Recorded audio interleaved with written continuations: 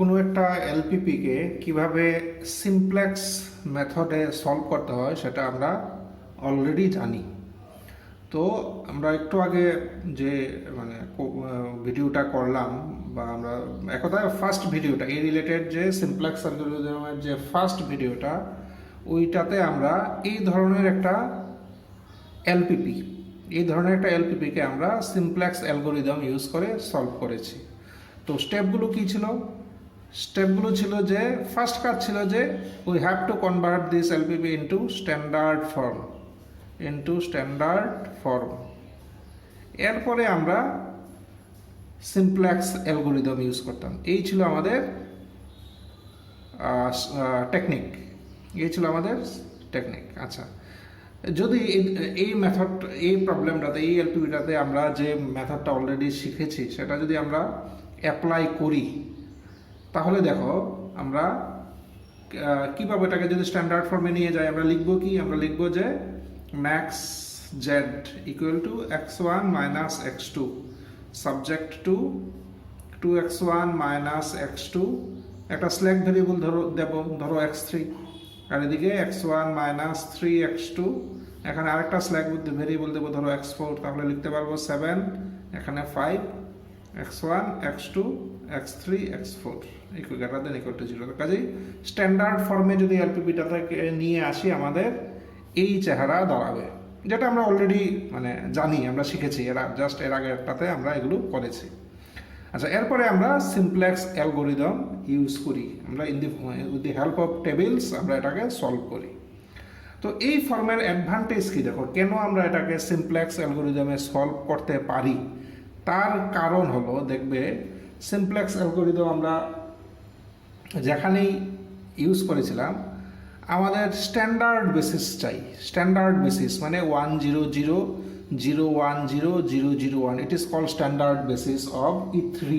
Similarly যদি 2 dimensional হয় তাহলে 1 0 0 1, it is the standard basis of E2। কাজে আমরা আমাদের সিমপ্লেক্স অ্যালগরিদমটাই হলো যে we have to start with a standard basis. আমাদের একটা স্ট্যান্ডার্ড বেসিস দিয়ে শুরু করতে হয়। এখন দেখো স্ট্যান্ডার্ড বেসিস কি 1 0 0 1 বা 1 0 0 0 1 0 0 0 1, এটা হলো স্ট্যান্ডার্ড বেসিস। তো এই ফর্মে দেখো আমরা যখন স্ল্যাক ভেরিয়েবল অ্যাড করি তখন অটোমেটিক্যালি একটা স্ট্যান্ডার্ড বেসিস তৈরি হয়ে যায়। দেখো এটার x3 কোফিসিয়েন্ট কত 1 0 0 1, কাজেই একটা স্ট্যান্ডার্ড বেসিস পেয়ে গেলাম। কাজেই স্ল্যাক ভেরিয়েবল অ্যাড করার অ্যাডভান্টেজ হলো স্ল্যাক ভেরিয়েবলগুলো আমাকে একটা স্ট্যান্ডার্ড বেসিস দিয়ে দেয়, যে কারণে সিমপ্লেক্স অ্যালগরিদম ইউজ করে আমরা এটাকে সলভ করতে পারি। তোমরা যে প্রবলেমটা আমরা করলাম বা যে কোনো অর্ডিনারি সিমপ্লেক্স মেথডে যে কোনো প্রবলেমে দেখবে যে আমরা আমাদের সিমপ্লেক্স অ্যালগরিদমের প্রতিটা স্টেপেই আমরা স্ট্যান্ডার্ড বেসিস নিয়ে আমরা এগিয়ে যাই। আমাদের স্ট্যান্ডার্ড বেসিস চাই, প্রতিটা স্টেপেই আমাদের স্ট্যান্ডার্ড বেসিস চাই। তোমরা খেয়াল করে দেখবে, টেবিলগুলো খেয়াল করে দেখবে যে 1 0 0 0 1 0 0 0 1 এই ধরনের স্ট্যান্ডার্ড বেসিস প্রতিটাতেই আমরা ফর্ম করি। আচ্ছা, কাজেই দেখো স্ট্যান্ডার্ড বেসিস ফর্ম হওয়ার জন্যই আমরা কিন্তু সিমপ্লেক্স অ্যালগরিদম ইউজ করতে পারি, otherwise we can not use simplex algorithm. আমাদের যদি স্ট্যান্ডার্ড বেসিস না থাকতো তাহলে আমরা সিমপ্লেক্স অ্যালগরিদম ইউজ করতে পারতাম না। আচ্ছা, এখন ঘটনা হলো যদি এখানে কোনোটা দুটো, এখানে আমি একটা সিম্পল নিয়েছি, দুটো কনস্ট্রেন্টস, এখানে কোনোটা ধরো লেস দেন, ধরো প্রথমটা লেস দেন ইকুয়াল টু না হয়, ধরো গ্রেটার দেন ইকুয়াল টু যদি হতো, যদি এটা গ্রেটার দেন ইকুয়াল টু 5 হতো, এটা না হয় গ্রেটার দেন ইকুয়াল টু 5, তাহলে সমস্যাটা কি? তাহলে কি কোনো সমস্যা আছে? আমরা স্ট্যান্ডার্ড ফর্মে নেই, অসুবিধা কি? আমরা নেই, দেখি না কি সমস্যা হয়। Max Z equal two x1 minus x2 subject to 2x1 minus x2 greater than equal to 5। এর মানে এদিকে কি সারপ্লাস ভেরিয়েবল লাগবে, সারপ্লাস ভেরিয়েবল, এর মানে আমরা মাইনাস x3 লিখতে পারি। x3 ধরো সারপ্লাস ভেরিয়েবল, স্ল্যাক সারপ্লাস তোমরা অলরেডি জানো, তোমরা অলরেডি স্ল্যাক ভেরিয়েবল আর সারপ্লাস ভেরিয়েবল জানো, তাহলে আমরা এদিকে একটা সারপ্লাস ভেরিয়েবল দিলাম। এখানে কি x1 minus 3x2 less than equal two 7, এটাতে কোনো সমস্যা নেই, তাহলে এটা স্ল্যাক ভেরিয়েবল লাগবে প্লাস x4 দিয়ে দিলাম। তাহলে আমরা এটাকে ইকুয়াল টু 7 লিখতে পারবো, এখানে ইকুয়াল টু 5 লিখতে পারবো, x1 x2 x3 x4 greater than equal to 0। Standard form মানে চলে এলো, কোনো সমস্যা নেই, স্ট্যান্ডার্ড ফর্ম নিয়ে আমাদের কোনো সমস্যা নেই। সমস্যাটা হলো যে স্ট্যান্ডার্ড বেসিস দেখো এখানে নেই। স্ট্যান্ডার্ড বেসিস হলো 1001, এখানে দেখো স্ট্যান্ডার্ড বেসিস নেই। আমরা স্ট্যান্ডার্ড বেসিস কিন্তু নেই। এটা কত 1 2 1, এটা -1 -3, এটা -1 0, এটা 0 1। কাজে 1 0 0 1 এই জিনিসটা কিন্তু আমাদের কমপ্লিটলি নেই। 0 1 পেয়েছি, কিন্তু 1 0 0 1 দুটোই চাই আমার। 1 0টা কিন্তু এখানে নেই। কেন নেই? কারণ আমাদের মানে +1 কোফিসিয়েন্টওয়ালা কোনো ভেরিয়েবল এখানে নেই। এখানে ধরো যার কোফিসিয়েন্ট একটাতে হবে +1 আর একটাতে হবে 0, এই ধরনের এখানে কিন্তু আছে -1। -1 0 নিয়ে তোমার কাজ হবে না। আমার স্ট্যান্ডার্ড বেসিস মানে 1 0 0 1। কাজেই যে এলপিপিগুলোতে কনস্ট্রেন্টসগুলো গ্রেটার দেন ইকুয়াল টু টাইপের,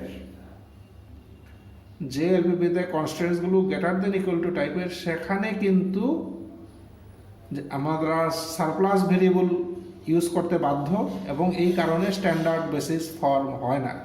আর স্ট্যান্ডার্ড বেসিস যদি ফর্ম না হয়, we can not use simplex algorithm. তো এই অসুবিধা দূর করার জন্য ম্যাথমেটিশিয়ান চার্লস, একজন ম্যাথমেটিশিয়ান ছিলেন, উনি একটা মেথড ডেভেলপ করেছেন। এই যার সাহায্যে আমরা এই অসুবিধাটাকে ওভারকাম করে অঙ্কটা করতে পারি। তার মেথডটা কি? তার মেথডটা হলো যে আমরা এটাকে যদি এভাবে লিখি যে max Z equal two x1 minus x2 subject to 2x1 minus x2 minus x3, যে সারপ্লাস ভেরিয়েবল দিলাম। এবার সারপ্লাস ভেরিয়েবল দিয়ে তো আমার স্ট্যান্ডার্ড বেসিস হচ্ছে না, 1 0 পাবো না। তো 1 0 পাওয়ার জন্য আমরা আর সঙ্গে যেখানে সারপ্লাস দিলাম তার সাথে আরেকটা ভেরিয়েবল অ্যাড করলাম।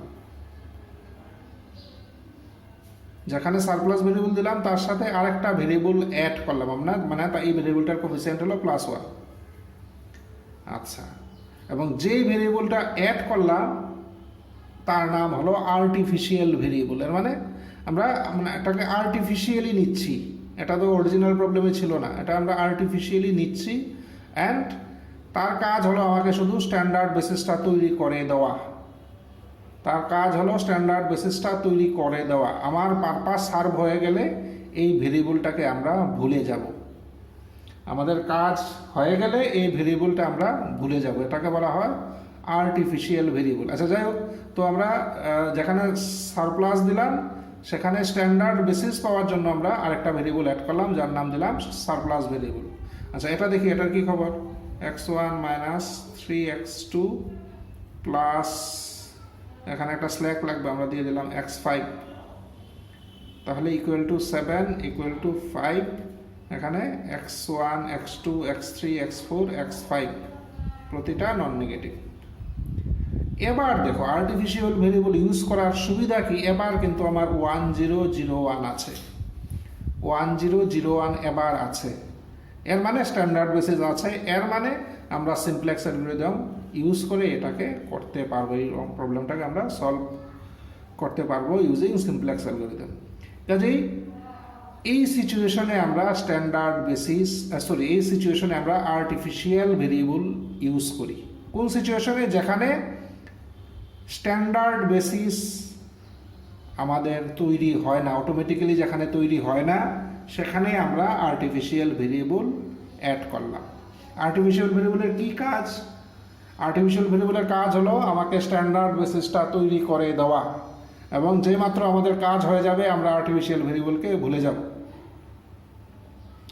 আচ্ছা, এখানে আরেকটা জিনিস বলে রাখা খুব জরুরি, সেটা হলো আমি যেটা আরও দু একবার বললাম যে আর্টিফিশিয়াল ভেরিয়েবলের কাজ হলো আমাকে স্ট্যান্ডার্ড বেসিস তৈরি করে দেওয়া, আর কিছু না। আচ্ছা, কেন ইউজ করি? কারণ যেখানে সারপ্লাস ইউজ করি সেখানে স্ট্যান্ডার্ড বেসিসটা তৈরি হয় না, যেহেতু 1 0 এই টাইপের কিছু এখানে পাইনি আমরা। -1 0 ছিল, বাট আমাদের 1 0 চাই।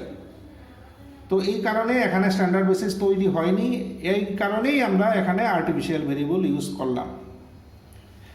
কাজেই যে সাধারণত যেখানে সারপ্লাস ভেরিয়েবল ইউজ হয় সেখানে আর্টিফিশিয়াল ভেরিয়েবল ইউজ হয় সাধারণত, কারণ সারপ্লাসের সাথে থাকে -1, এই কারণে।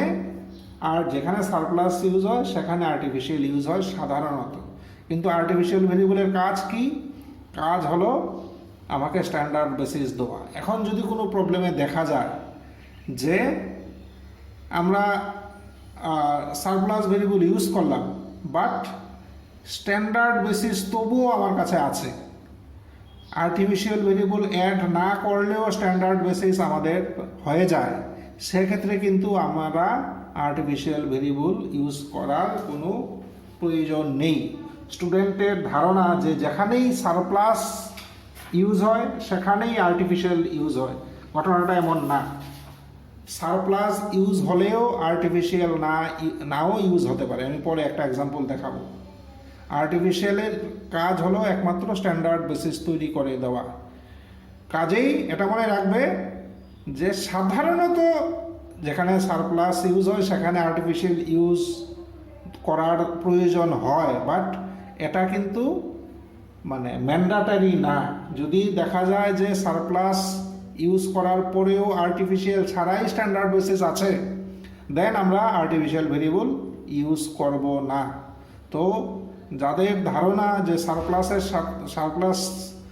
সারপ্লাস ইউজ হলেই আর্টিফিশিয়াল ইউজ করতে হবে, এই ধারণাটা কিন্তু ভুল। পরে আমরা একটা এক্সাম্পল নিয়ে এটা আরও ডিসকাস করব।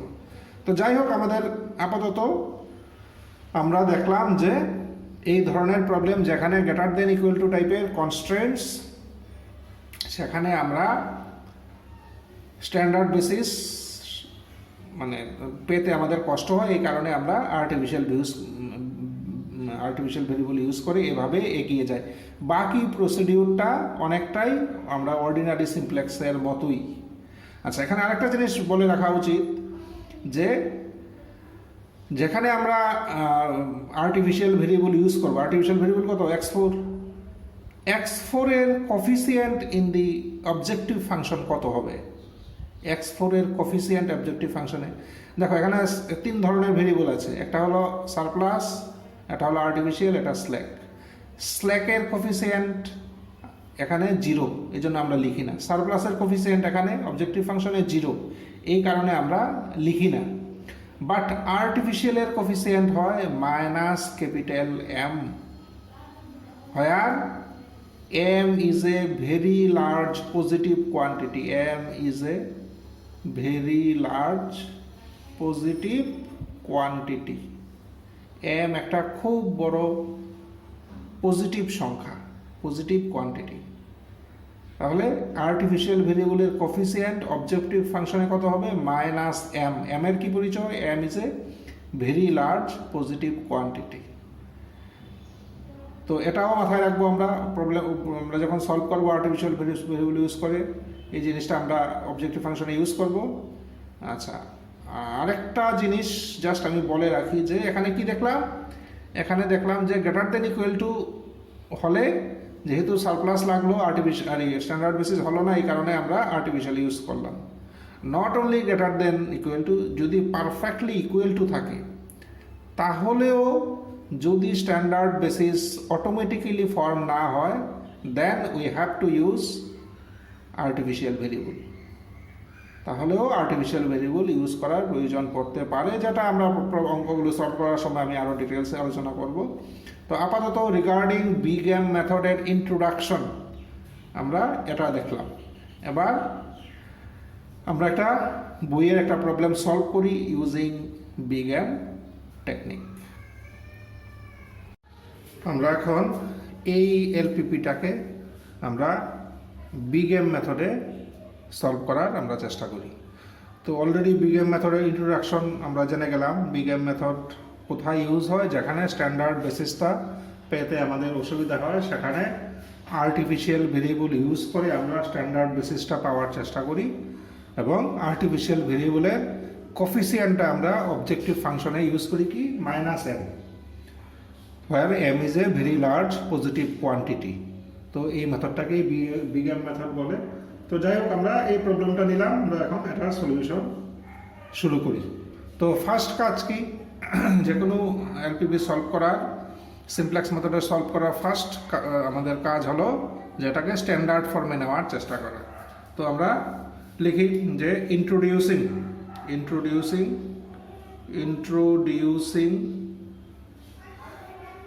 Slack variables.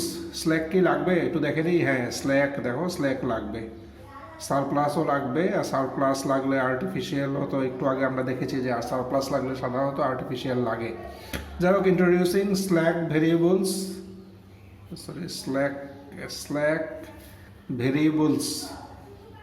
স্ল্যাক ভেরিয়েবল লিখে রাখি, জায়গা ছেড়ে দিলাম, কমা, সারপ্লাস ভেরিয়েবল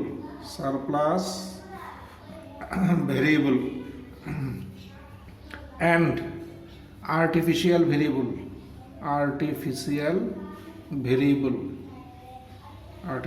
ভেরিয়েবল এখানে একটু জায়গা ছেড়ে দিলাম।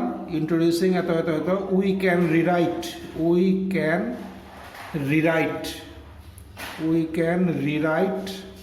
the given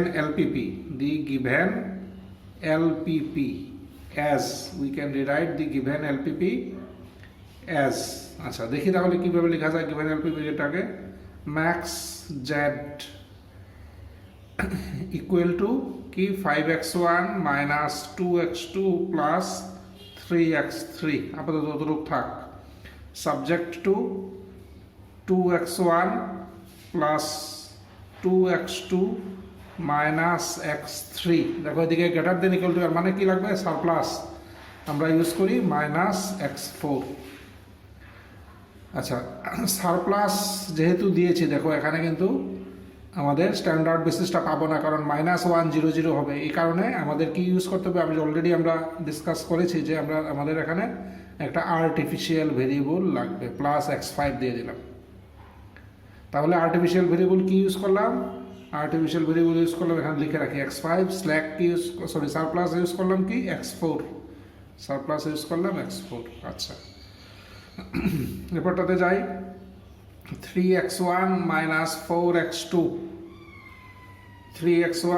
4x2 এটাতে কি লাগবে, এটাতে একটা স্ল্যাক লাগবে, তাহলে প্লাস x6 দিয়ে দিলাম, স্ল্যাক ভেরিয়েবল।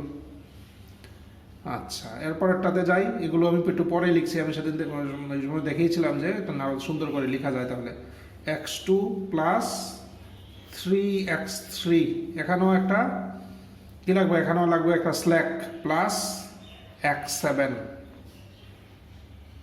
এবার সব ইকুয়াল টু দিতে পারি, এটারও ইকুয়াল টু, তাহলে একটা লাইনে থাকে, পরে লিখলে একটা লাইনে লেখা যায়। কত হবে, 2 3 5।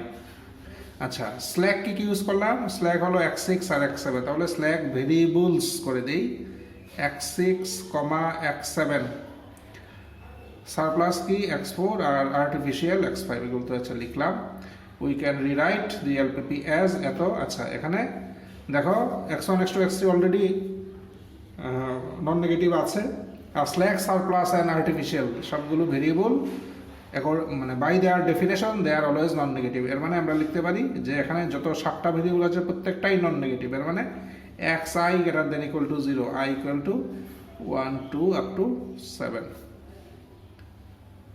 তাহলে দেখো আমরা এই এলপিপিটাকে স্ট্যান্ডার্ড ফর্মে মোটামুটি নিয়ে এসেছি। দেখো এটা সবগুলো ইকুয়াল টু আছে, রাইট হ্যান্ড সাইডটা নন নেগেটিভ আছে, এগুলো সব ইকুয়াল টু আছে, এটা ম্যাক্সিমাইজেশন টাইপের আছে, আর ডিসিশন ভেরিয়েবলগুলো অলরেডি নন নেগেটিভ আছে।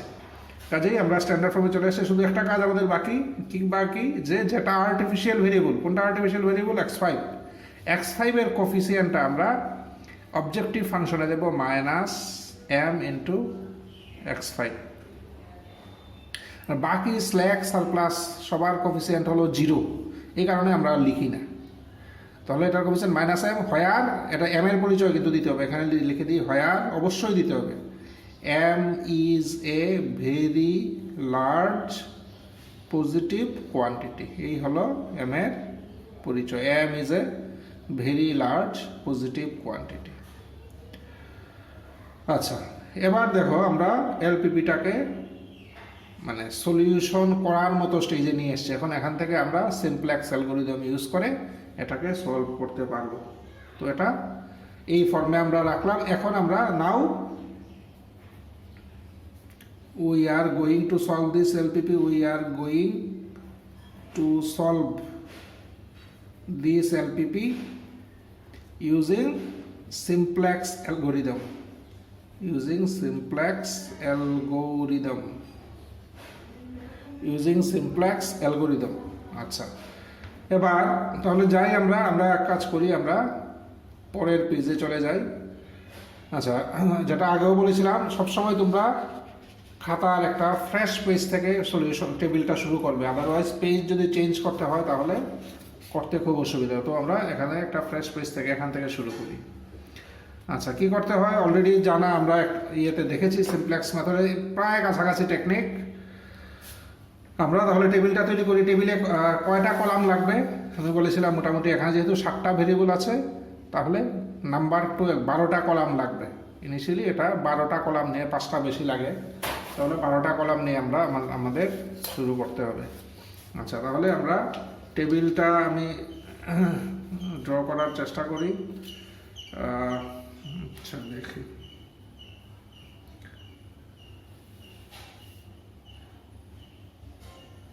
একটা কলাম 2,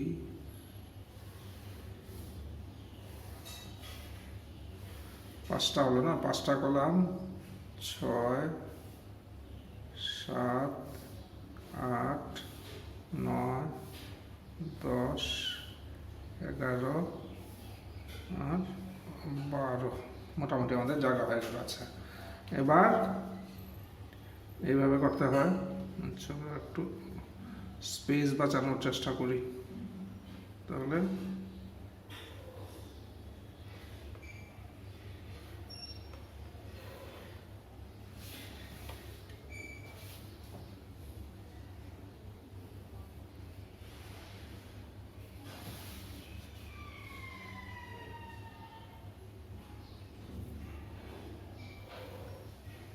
কলামগুলো করে ফেললাম।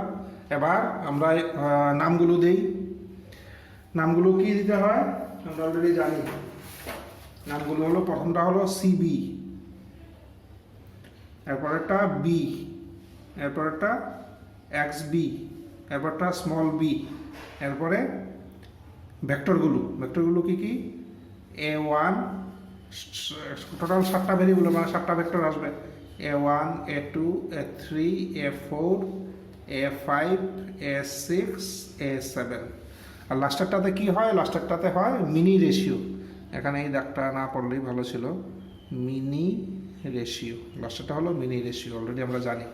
এটার নাম কি দিই আমরা, এটার নাম দিই সিজে।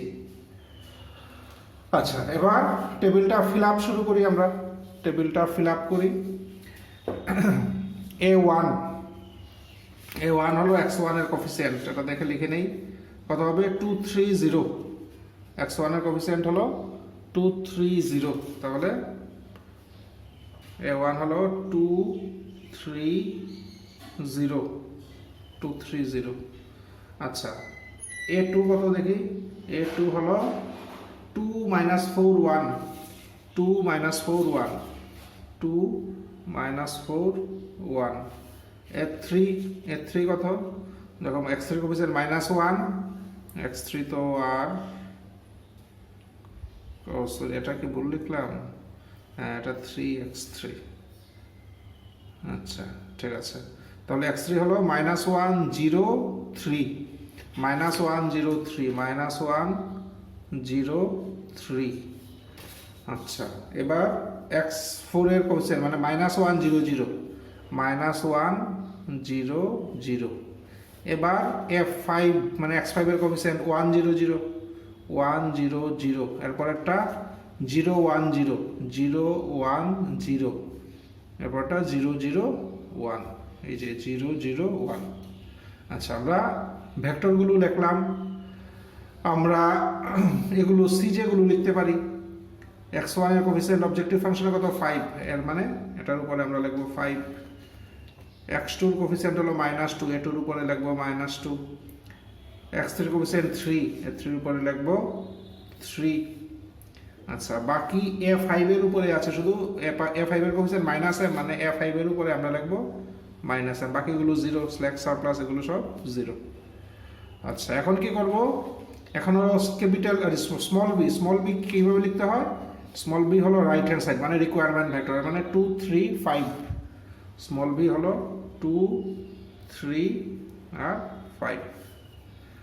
আচ্ছা, এবার আমরা দেখি ক্যাপিটাল বি কীভাবে লিখতে হয়। ক্যাপিটাল বি হলো স্ট্যান্ডার্ড বেসিস ইন সিকোয়েন্স অনুসারে, মানে প্রথমে 1 0 0, এরপরে 0 1 0, এরপরে 0 0 1।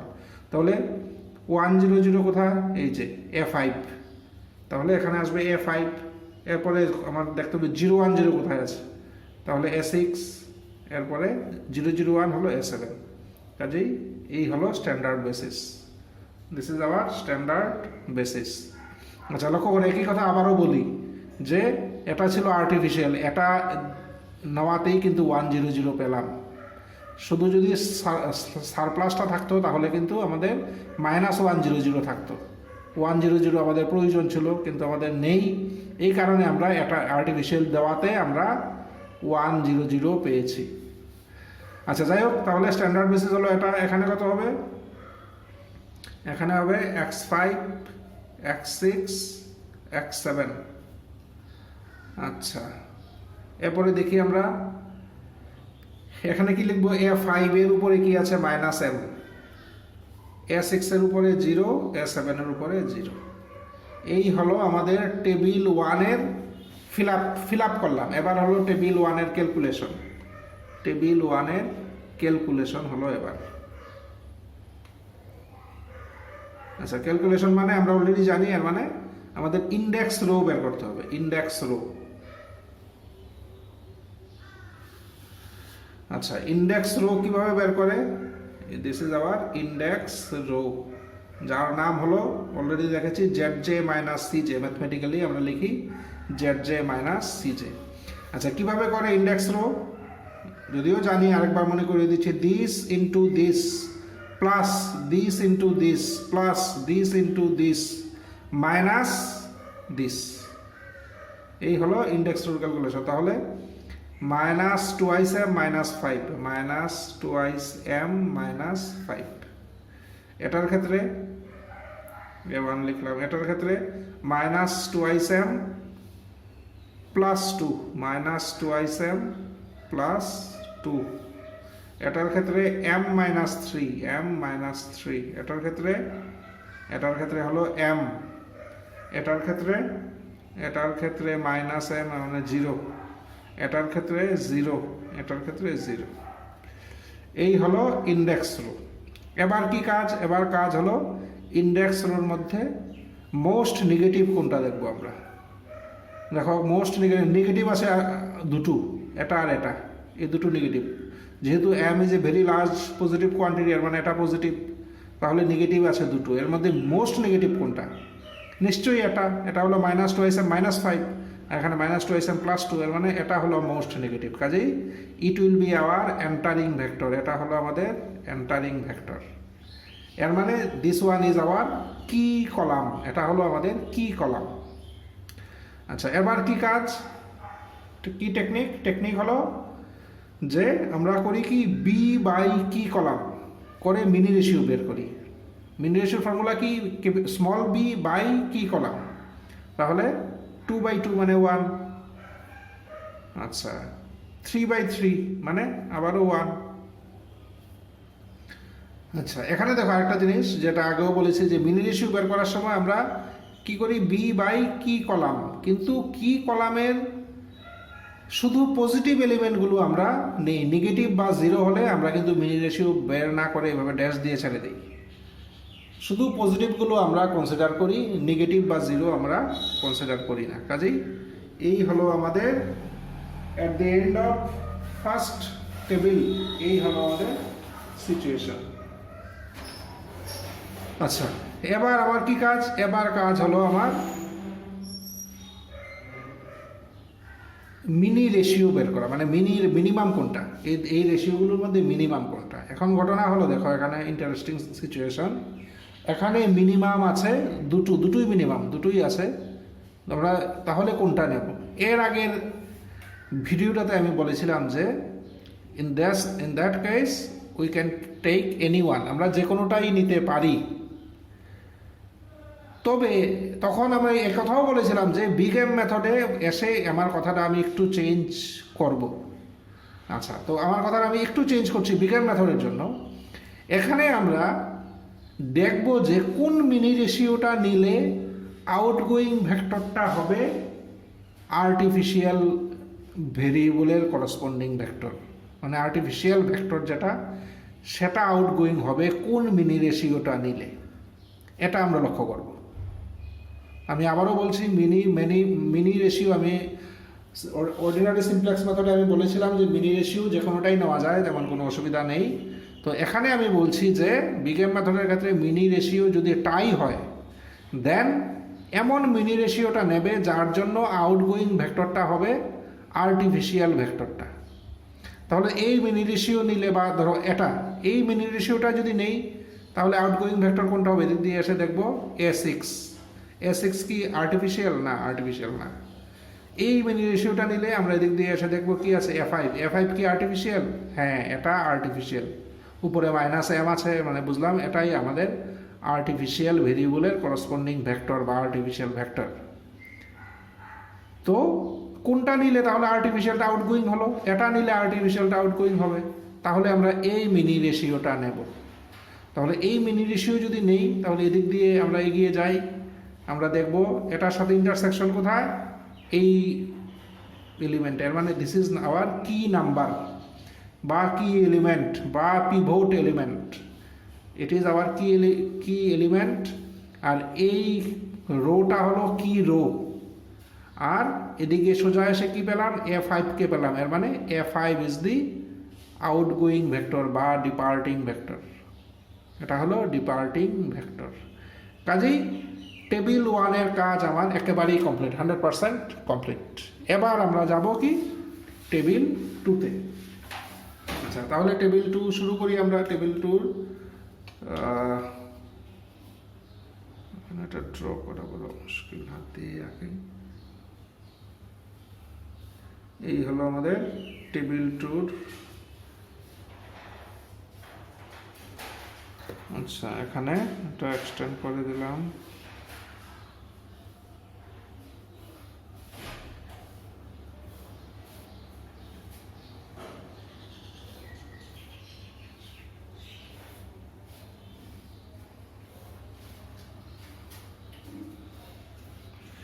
এই হলো আমাদের টেবিল 2। আচ্ছা, টেবিল 2-র ক্ষেত্রে দেখো কি কাজ করতে হয় আমাদের? একই নিয়ম, একেবারেই অর্ডিনারি সিমপ্লেক্স মেথডে আমরা যা দেখেছি এক্স্যাক্টলি সেম মেথড। তো আমরা কি করব? আমাদের কাজ হলো কি এলিমেন্ট যেটা, এটাকে আমরা 1 বানাবো। কীভাবে 1 বানাবো? তাহলে 2 দিয়ে ডিভাইড করে দিই। থ্রু আউট আমরা 2 দিয়ে ডিভাইড করি। তাহলে 2 দিয়ে ডিভাইড করলে আমরা কি পাবো? 1 1 1 মাইনাস 1/2 মাইনাস 1/2, এটা কত? 1/2, 0 আর 0। তাহলে আমরা কি এলিমেন্টটাকে আমরা 1 বানালাম। আচ্ছা, এরপরে কি কাজ? এরপরে কাজ হলো কি এলিমেন্ট ছাড়া বাকি যা থাকবে এই কলামে, সেগুলোকে আমরা 0 বানাবো। এই হলো কাজ। তো আমরা দেখো এখানে এগুলো ছাড়া যে দুটো আছে, এর মধ্যে একটা অলরেডি 0 আছে, অলরেডি 0 আছে। এর মানে এই পরিশ্রমটা আমার বেঁচে গেল। আমরা এটা ডাইরেক্টলি লিখে ফেলতে পারবো, এখানে 0 বানানোই আছে, আমাদের পরিশ্রমটা এখানে বেঁচে গেল। তাহলে 5013000001। আচ্ছা, এবার এটাকে কিন্তু আমাদের 0 বানাতে হবে। কি টেকনিক? 0 বানানোর টেকনিক আমরা অলরেডি জানি। আমি এখানে রাফটা করে নেই, দেখি রাফ। আচ্ছা, কি করতে হয়? আমরা লিখি 3 এই 3টাকে 0 বানাবো, উপরে দাগ দিয়ে রাখলাম। 3 3 -4 3 3 -4 0 0 0 1 0। আচ্ছা, এই হলো আমাদের এই ইয়েটা লিখলাম, আমরা যেটাকে জিরো বানাবো এই এই মানে রোটা আমরা উপরে লিখলাম। আচ্ছা, কার সাহায্যে জিরো বানাবো? এই কি এলিমেন্ট কি ওয়ান বানানোর পরে যে রোটা পেয়েছে মানে এটার সাহায্যে। তাহলে এটা আমরা নিচে লিখবো ওয়ান। এটাগুলো আমরা অলরেডি জানি, এর আগের সিমপ্লেক্স মেথডে আমরা এগুলো শিখেছি। মাইনাস হাফ হাফ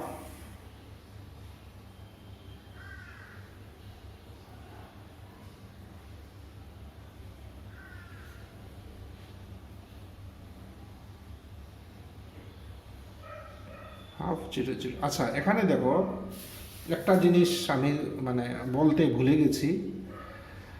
আমাদের ফার্স্ট টেবিলের পরে দেখো কি দেখলাম, এন্টারিং ভেক্টর কোনটা? A1, আউটগোয়িং ভেক্টর কোনটা?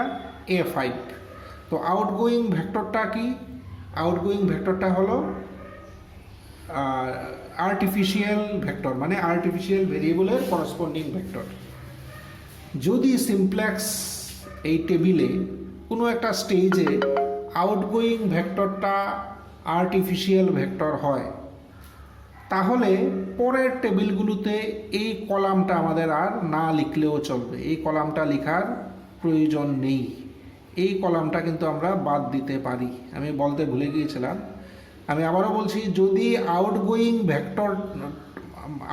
ভেক্টরটা যদি আর্টিফিশিয়াল ভেক্টর হয়, আর্টিফিশিয়ালটা যদি আউটগোয়িং হয়, যদি আর্টিফিশিয়াল ভেরিয়েবলের করসপন্ডিং ভেক্টর কোনটা? A5, এটা যদি আউটগোয়িং ভেক্টর হয় যে কোনো স্টেজে, ধরো সেকেন্ড টেবিলে যদি এটা আউটগোয়িং হতো, তাহলে পরের থার্ড টেবিল থেকে এটা আমরা আর লিখতাম না।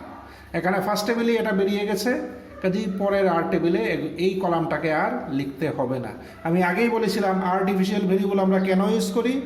আর্টিফিশিয়াল ভেরিয়েবল আমরা ইউজ করি only to get the standard basis. যে মাত্র আমাদের কাজ হয়ে যাবে আমরা আর্টিফিশিয়াল ভেরিয়েবলকে ভুলে যাব, এটা আমি কিন্তু বলেছিলাম। এই কারণেই যেখানে যে আর্টিফিশিয়াল ভেরিয়েবল বেসিস টেসিস করে দিয়ে এখানে কিন্তু বেরিয়ে গেল, যে মাত্র সে বেরিয়ে গেল আমরা তাকে ভুলে যাব। তার কলামটা আমাদের না লিখলেও চলবে, শুধু শুধু পরিশ্রম করার দরকার নেই। এই কলামটা আমরা আর লিখব না। আচ্ছা, তো এখন আমরা এটা করে নিলাম। আচ্ছা, এটাতে আবার ফিরি, তাহলে কি দাঁড়ালো? Minus half zero zero. আচ্ছা, আমরা কি করব? -3 দিয়ে মাল্টিপ্লাই করে যোগ করে দিই, তাহলেই তো জিরো হয়ে যাবে, কারণ এটা জিরো করব। তাহলে এটাও জিরো হয়ে গেল, এটা তো জিরো লাগবেই আমার। জিরো হলো -7, এটা কত? 3/2, এটাও 3/2, এটা -3/2, এটা 1, এটা 0। তাহলে কি পেলাম?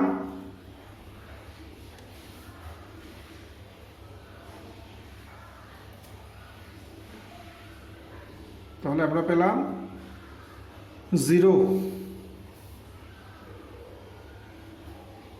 0 -7 3/2 3/2। আচ্ছা, এটা তো লাগবেই না। এরপরে 1 0, এরপরে 1 0।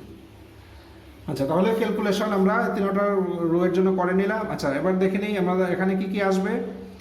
এখানে আমরা দেখো কোনটা বেরিয়ে গেল, A1 ঢুকবে, A5 বেরোবে, এর মানে A5 এর জায়গাতে এবার হবে A1।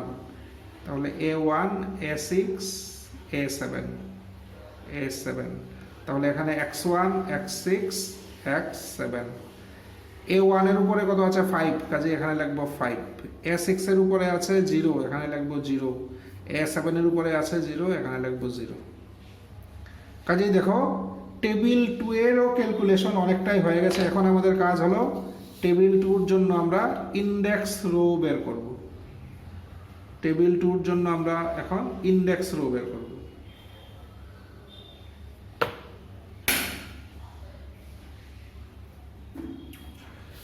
আচ্ছা, তাহলে ইন্ডেক্স রোতে দেখি। ইন্ডেক্স রো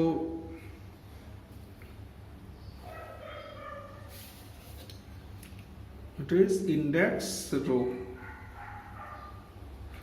ইন্ডেক্স রোটা আচ্ছা ক্যালকুলেশন করি। 5 - 5 হবে 0। এটাও দেখো, this into this this into this this into this equal to 0। 5 - -2 মানে 7। আচ্ছা, এটার ক্ষেত্রে -5/2 -3, -5/2 -3, এর মানে 5 + 6, তাহলে -11/2, এটা হলো -11/2। আচ্ছা, এটার ক্ষেত্রে -5/2, -5/2, আচ্ছা এটা তো লাগবেই না। এটার ক্ষেত্রে 0, এটার ক্ষেত্রেও 0। আচ্ছা, তো দেখো আমাদের নেগেটিভ পেয়েছি কি? হ্যাঁ, নেগেটিভ আমরা পেয়েছি। মোস্ট নেগেটিভ কোনটা? একটা -5/2, একটা -11/2, এর মানে এটা হলো মোস্ট নেগেটিভ। তাহলে এটা হবে আমাদের এন্টারিং ভেক্টর। তা এখন আমরা কি করব? এখন আমরা মিনি রেশিও বের করব। এর মানে b/, এন্টারিং ভেক্টর বা b/, কি কলাম একই জিনিস। তো b কোনটা? এটা। তাহলে আমরা b/, কি কলাম করি? b/, কি কলাম। আচ্ছা, কি মিনি রেশিও বের করার সময় কি বলেছিলাম? আবারও বলে দিই যে শুধু পজিটিভগুলো দিয়ে ডিভাইড করব, নেগেটিভ হলে আমরা বা 0 হলে ছেড়ে দেবো। এটা যেহেতু নেগেটিভ, আমরা কিছু করার নেই, আমরা ছেড়ে দিলাম। এরপরে এটা কত হবে? 0/, এত মানে 0। এটার ক্ষেত্রে কত হবে? 5/3, 5/3, ঠিক করে, হ্যাঁ 5/3, 5/3। এই হলো আমাদের মিনি রেশিও। তাহলে এখন মিনি রেশিওর মধ্যে ছোট কোনটা? মিনি রেশিও নিশ্চয়ই এটা ছোট। এর মানে আমরা এই রো বরাবর গিয়ে দেখব যে কোনটার সাথে এন্টারিং এর ইন্টারসেকশন। এটা দিয়ে গেলে এখানে এসে এই দুটো মিলল। এর মানে দিস ইজ আওয়ার কি এলিমেন্ট। আর একটু এগিয়ে গেলে পাবো A6। এর মানে A6 is the departing vector. A6 is the departing vector. কাজেই টেবিল 2 ক্যালকুলেশনও আমাদের কমপ্লিট। তো যেহেতু ইন্ডেক্স রোতে নেগেটিভ আছে, এর মানে আমাদের আরও এগিয়ে যেতে হবে। এবার আমরা যাই টেবিল 3-তে। আমরা থার্ড টেবিল বানানো শুরু করি। এই হলো আমাদের থার্ড টেবিল। আমি জাস্ট এটা বানিয়ে নিই, এরপর আমরা ক্যালকুলেশনটা করব। তোমরা চেষ্টা করবে যতটুকু সম্ভব, আমি আগেও বলেছি, যতটুকু সম্ভব খাতাটাকে সুন্দরভাবে যাতে প্রেজেন্ট করা যায়।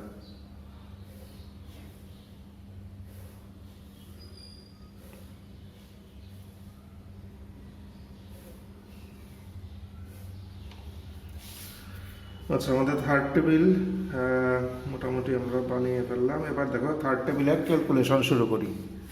আচ্ছা, থার্ড টেবিলের ক্ষেত্রে আচ্ছা বেসিসটা লিখে ফেলি। বেসিসটা কি হবে? দেখো A3 হলো এন্টারিং আর A6 হলো ডিপার্টিং।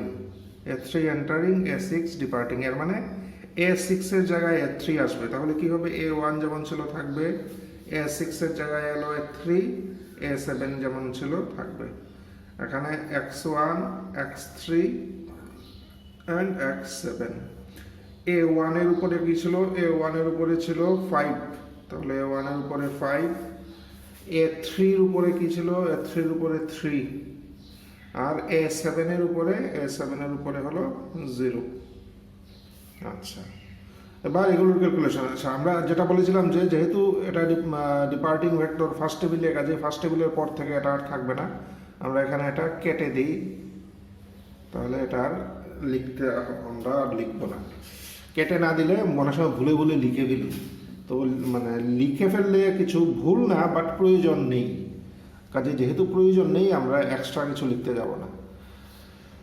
আচ্ছা, তো আমাদের ফার্স্ট কাজ কি হবে? ফার্স্ট কাজ হলো এটাকে আমরা 1 বানাবো। তো 1 বানাতে হলে 3/2 দিয়ে ডিভাইড করে দিই। অলরেডি জানো তোমরা কীভাবে করতে হয়। আচ্ছা, বা 2/3 দিয়ে মাল্টিপ্লাই, একই জিনিস। তাহলে এটা হবে 0, এটা হবে 0।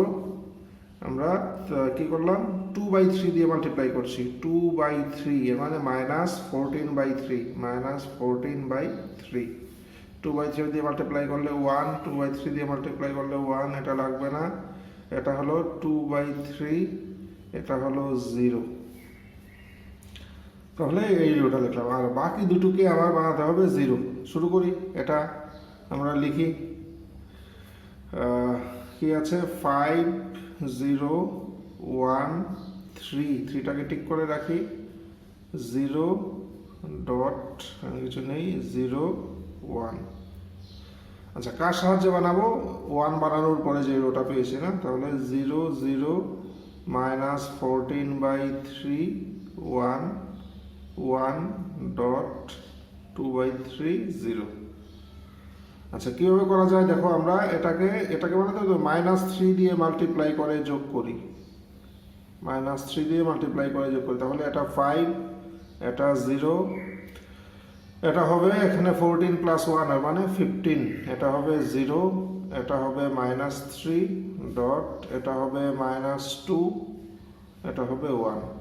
কাজে কি পেলাম? 5 0 15 0 লিখে ফেলি, 5 0 15 0, 5 0 15 0 -3, এখানে তো কিছু নেই, -2 1, -3 -2 1।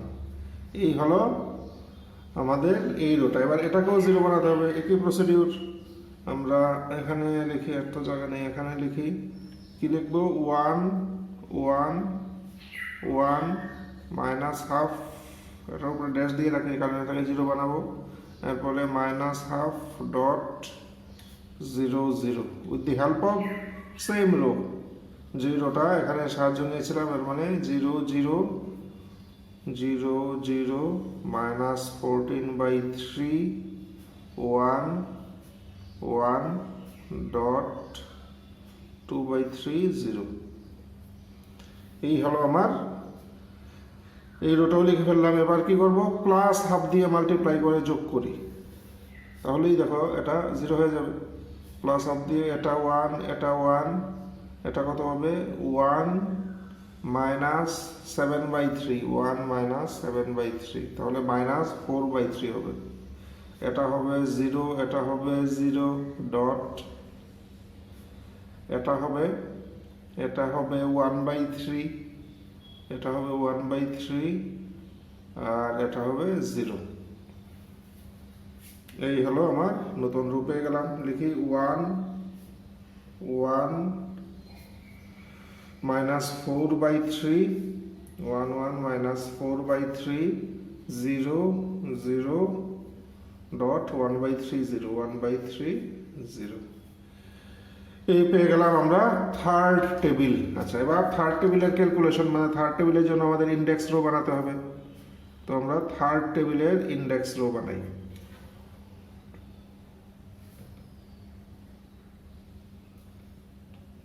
এই হলো থার্ড টেবিলের ইন্ডেক্স রো। আমরা কি করব? আমরা ZJ - CJ ইন্ডেক্স রো, আমরা এগুলো প্রত্যেকটা কলামের জন্য ZJ - CJ আমরা বের করব। আচ্ছা, দেখা যাক কি আসে। এখান থেকে না, 5 -5 মানে 0, এখানে -20/3 -20 এদিকে -42/3, এটা 0 উপরে +2, তাহলে -20/3 -42/3 -42/3, এটা 0 +2 তাহলে -62/3 +2, এর মানে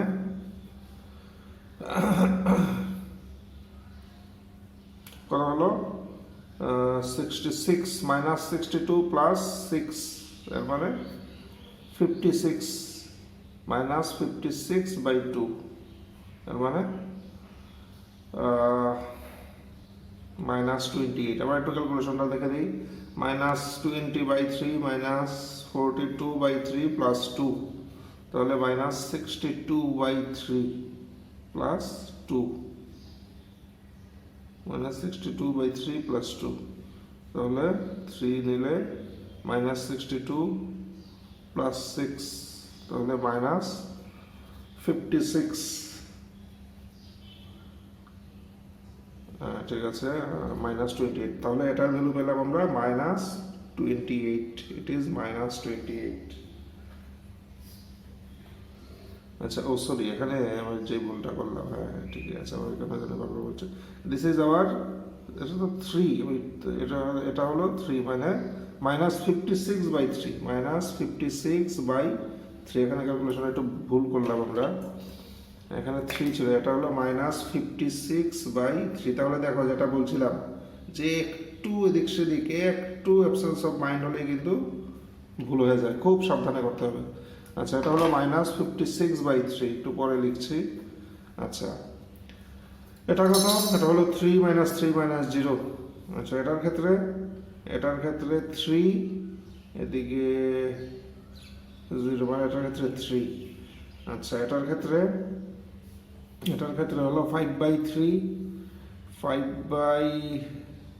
5/3 এখানে প্লাস 6/3, 5/3 প্লাস 6/3 মানে 11/3, 11/3, আর তার ক্ষেত্রে 0। এই হলো আমার নতুন index row, this is our new index row. কাজেই টেবিল 2 এর ক্যালকুলেশনও, সরি টেবিল 3 এর ক্যালকুলেশনও আমাদের হয়ে গেছে, কিন্তু নেগেটিভ আছে, এটা আমরা এখানেও লিখিনি, একটু পরে লিখছি, কিন্তু নেগেটিভ আছে কত? -56/3, তার ভ্যালু হলো -56/3। যেহেতু নেগেটিভ আছে, এর মানে আমাদের আরও এগিয়ে যেতে হবে। এখানে মোস্ট নেগেটিভ হলো এটাই, একটাই নেগেটিভ আছে ইনফ্যাক্ট, তাহলে এটা হলো এন্টারিং ভেক্টর। এবার আমরা কি করবো? এবার আমরা, এটা হলো তাহলে কি কলাম, এবার কি কলামের সাহায্য নিয়ে আমরা মিনি রেশিও বের করব। তো এই ক্ষেত্রে দেখো, মিনি রেশিও না লেখলেও চলে। কেন না লেখলেও চলে? দেখো, এটাও নেগেটিভ, এটাও নেগেটিভ, এর মানে এই দুটো ব্ল্যাঙ্ক ছেড়ে দেবো। আমরা জানি মিনি রেশিও বের করার সময় নেগেটিভ কম্পোনেন্ট দিয়ে আমরা ডিভাইড করি না, কাজেই আমরা এই দুটো ব্ল্যাঙ্ক ছেড়ে দেবো। তো এই দুটো ব্ল্যাঙ্ক যদি ছেড়ে দিই, এর মানে মিনি রেশিও এখানেই আসবে, এটাই একমাত্র মিনি রেশিও হবে। কাজেই মিনি রেশিও যদি আমরা বের নাও করি তাহলেও অসুবিধা নেই, বোঝা যাবে কোনটা কি রো, এমনিতেই বোঝা যাবে, কারণ এই দুটো দিয়ে তো আমরা ডিভাইড করবোই না। আর যদি মনে করে আচ্ছা লিখবো, তাহলে লিখলেও অসুবিধা নেই, লিখলাম। কত হবে? 5b বাই এন্টারিং ভেক্টর 5 মানে 1/3, 1/3 হবে আমাদের মিনি রেশিও।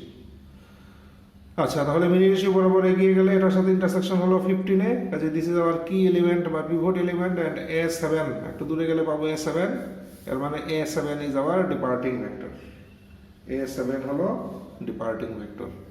এবার তাহলে পরের টেবিলে যেতে হবে, আমরা যাই পরের টেবিলে।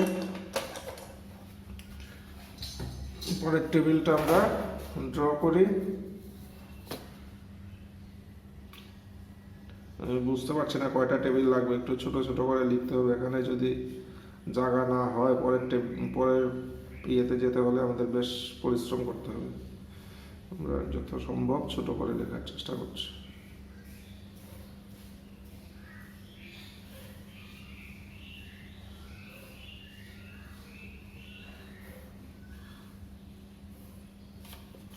আচ্ছা, পরের টেবিলটাও আমরা করে ফেললাম। আচ্ছা, পরের টেবিলের বেসিসগুলো লিখে ফেলতে পারি।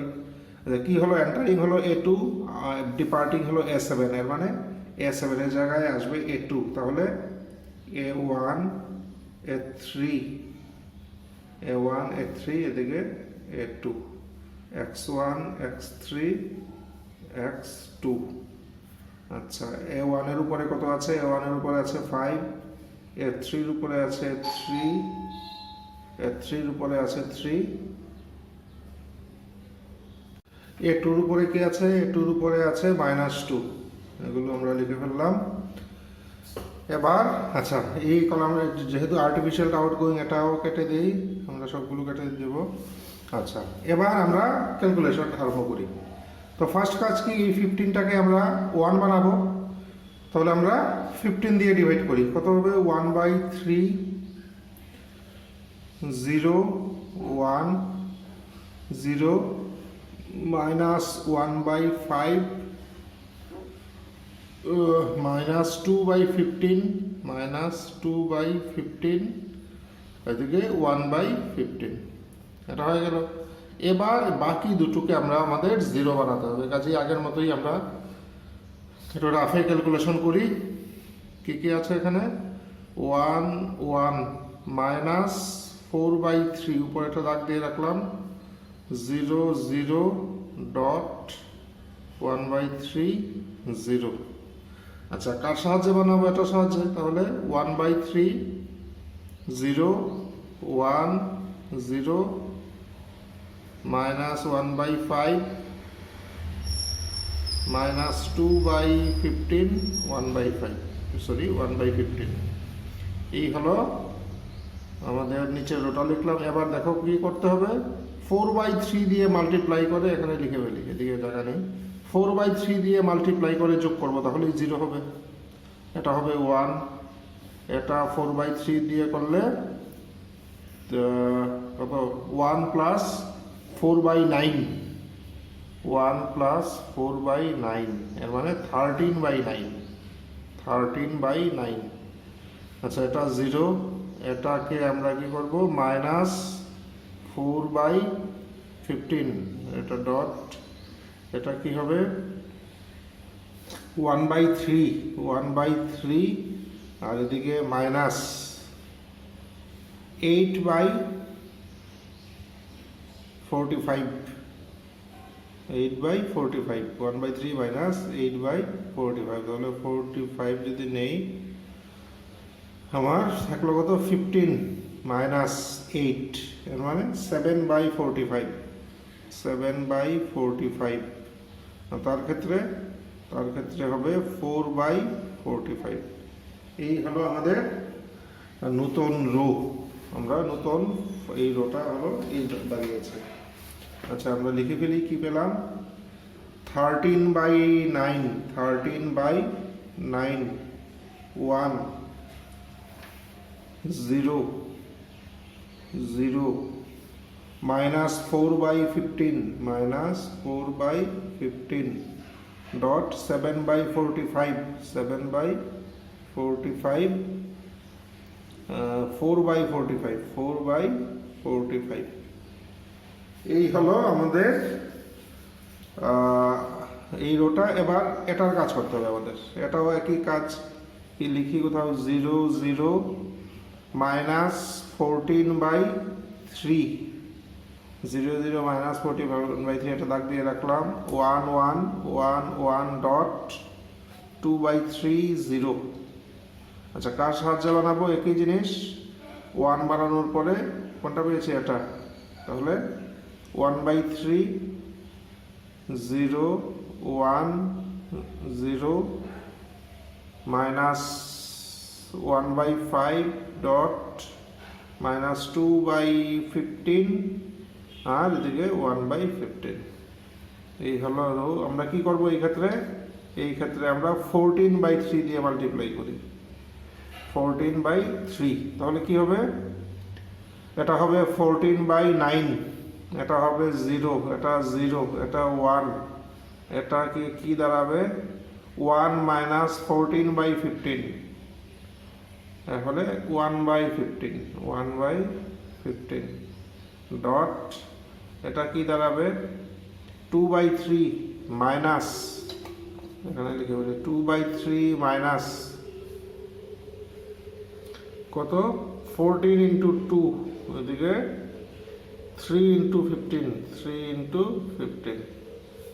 আচ্ছা কত হবে, 3 ইন্টু 15, এদিকে 30 মাইনাস 28, তাহলে 2/3 ইন্টু 15 মানে 2/45, এটা দাঁড়াবে 2/45। তার ক্ষেত্রে কি হবে, তার ক্ষেত্রে হবে 14/45। এই হলো আমাদের আরেকটা রো, মধ্যের রোটা সম্ভবত, হ্যাঁ, তাহলে কত, 14/9, 14/9। যদি আরেকটা টেবিল লাগে এই জন্য আমরা একটু জায়গা খুব মানে ছোট ছোট করে লিখছি, 14/9 0 0 1 1/15 1/15 ড্যাশ 2/45 2/45 আর 14/45 14/45। এই হলো আমাদের টেবিল 4। এবার টেবিল 4 এর ইন্ডেক্স রো, এবার দেখি টেবিল 4 এর ইন্ডেক্স রো কি আসে। পজিটিভ যদি নন নেগেটিভ আসে তাহলে তো আমরা বেঁচে গেলাম, এখানে এই প্রবলেম শেষ। আর যদি নেগেটিভ আসে দেন আমাদের আবার টেবিল 5-এ যেতে হবে। তো আমার যা এক্সপিরিয়েন্স এখন পর্যন্ত তোমাদের বইয়ে আমি ম্যাক্সিমাম 5টা টেবিলের প্রবলেম পেয়েছি, ম্যাক্সিমাম 5টা পর্যন্ত আমি পেয়েছি। সাধারণত 3, 4, 5 এইগুলোর মধ্যে ভেরি করে। আচ্ছা দেখা যাক এবার এটা কয়টা টেবিলে আমরা করতে পারি। তাহলে ইন্ডেক্স রো দেখি ইন্ডেক্স রো কি আসে। আচ্ছা এটার ক্ষেত্রে 5 - 5 মানে 0, এটার ক্ষেত্রে -2 -2 মানে 0, এটার ক্ষেত্রে 3 -3 মানে 0। দেখি তার ক্ষেত্রে কি আসে। আচ্ছা -20/15 +3/15, একটু লিখি 20/15 -20/15 +3/15 +3/15 +2/5 +2/5, তাহলে কি দাঁড়ালো 15, এদিকে -17 প্লাস এদিকে 6, এর মানে -11/15। তো এটা দাঁড়ালো -11/15। এর মানে আমরা কিন্তু বাঁচলাম না, আমাদের কিন্তু নেগেটিভ এসে গেছে, এর মানে পরের টেবিলেও যেতে হবে আমাদের। আচ্ছা দেখা যাক। তাহলে এটা কি দাঁড়ালো, এটার ক্যালকুলেশন এখানে দেখি কত, 35/45, এটার ক্ষেত্রে +6/45 আর দিস ইন্টু দিস +4/15 -4/15 +4/15 এই হলো। আচ্ছা 45 হবে, তাহলে 35 এদিকে 6 মানে 41 +12, তাহলে 53/45। আচ্ছা এটার ক্ষেত্রে হবে এটা লিখলাম। আচ্ছা 20/45 এখানে +42/45 -2/15 -2/15 তাহলে 45 যদি এলসিএম নেই 20 প্লাস 4 মানে 62 মাইনাস এখানে 6 মানে 56/45 তাহলে এটা এলো 56/45 এই হলো আমাদের ইন্ডেক্স রো। আচ্ছা যেহেতু নেগেটিভ পেয়েছি আমার আবার এগিয়ে যেতে হবে। তাহলে যেহেতু মোস্ট নেগেটিভ এটাই দিস ইজ এন্টারিং ভেক্টর। আচ্ছা এবার এন্টারিং ভেক্টর এই ক্ষেত্রে দেখো মিনি রেশিও না বের করলেও চলে, কারণ এন্টারিং ভেক্টরের দুটো কম্পোনেন্ট নেগেটিভ, তো এগুলো দিয়ে তো আমরা ডিভাইড করব না, আমরা শুধু এটা দিয়ে ডিভাইড করব। এর মানে এই লাইনেই হবে কি রো, মিনি রেশিও না বের করেই বলতে পারি এটাই হবে কি রো।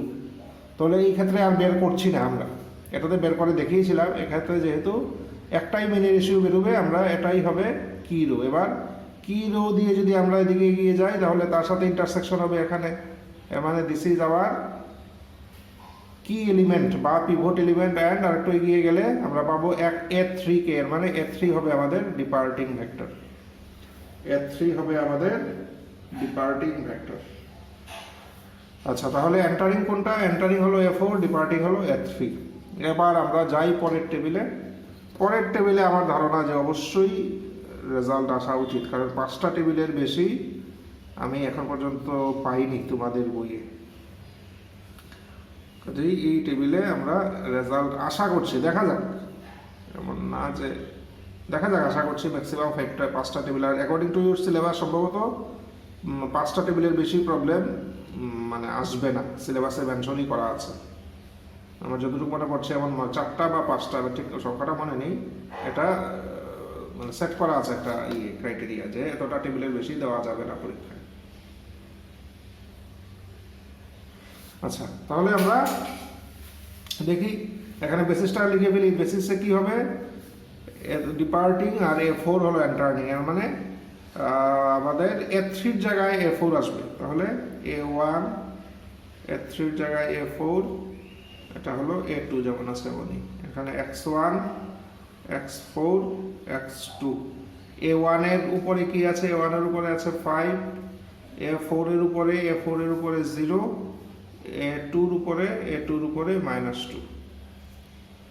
আচ্ছা, তাহলে লেখা হলো এবার ক্যালকুলেশন। আমরা কি এটা 1 বানাবো, 1 বানালে আমাদের 1/15 দিয়ে ডিভাইড করতে হবে, বা 15 দিয়ে মাল্টিপ্লাই, একই জিনিস, আমরা 15 দিয়ে মাল্টিপ্লাই করে দিই। তাহলে 15 দিয়ে মাল্টিপ্লাই করলে 14/9 এখানে আছে ইন্টু 15, কত হবে, এখানে 3, এখানে 5 ইন্টু 14, তাহলে 70/3, এটা হবে 70/3। আচ্ছা, এটা 0, এটা 0, এখানে আমরা পাবো 15, এখানে 1, এটা তো এটা কেটে দিই না হলে। আচ্ছা, এটাকে কিভাবে 15 দিয়ে ডিভাইড করলে 2/3, এটাকে 15 দিয়ে মাল্টিপ্লাই করলে 14/3। আচ্ছা, এবার আমরা বাকি দুটোকে বানাবো 0, তাহলে লিখে ফেলি আগের মতোই, কত হবে এখান থেকে না। আচ্ছা, 13/9, 1 0 0 মাইনাস 4/15, এটাকে উপরে দাগ দিয়ে রাখলাম, ডট 7/45, এদিকে 4/45। আচ্ছা, কার সাহায্যে বানাবো, এটার সাহায্যে, তাহলে 70/3, 0 0 15 1 ডট 2/3, এদিকে 14/3। আচ্ছা, কি করব আমরা, 4/15 দিয়ে মাল্টিপ্লাই করে যোগ করে দিই, 4/15 দিয়ে মাল্টিপ্লাই করে যোগ করলি। আচ্ছা, তাহলে দেখো জটিল ক্যালকুলেশন বোধহয় একটু। আচ্ছা, একটু রাফে করি। 13/9 প্লাস 4 ইন্টু 70/15 ইন্টু 3। আচ্ছা, এবার দেখি আমরা একটু করি, এটা হবে 5 দিয়ে করলে 14, এটা 5 দিয়ে করলে 3,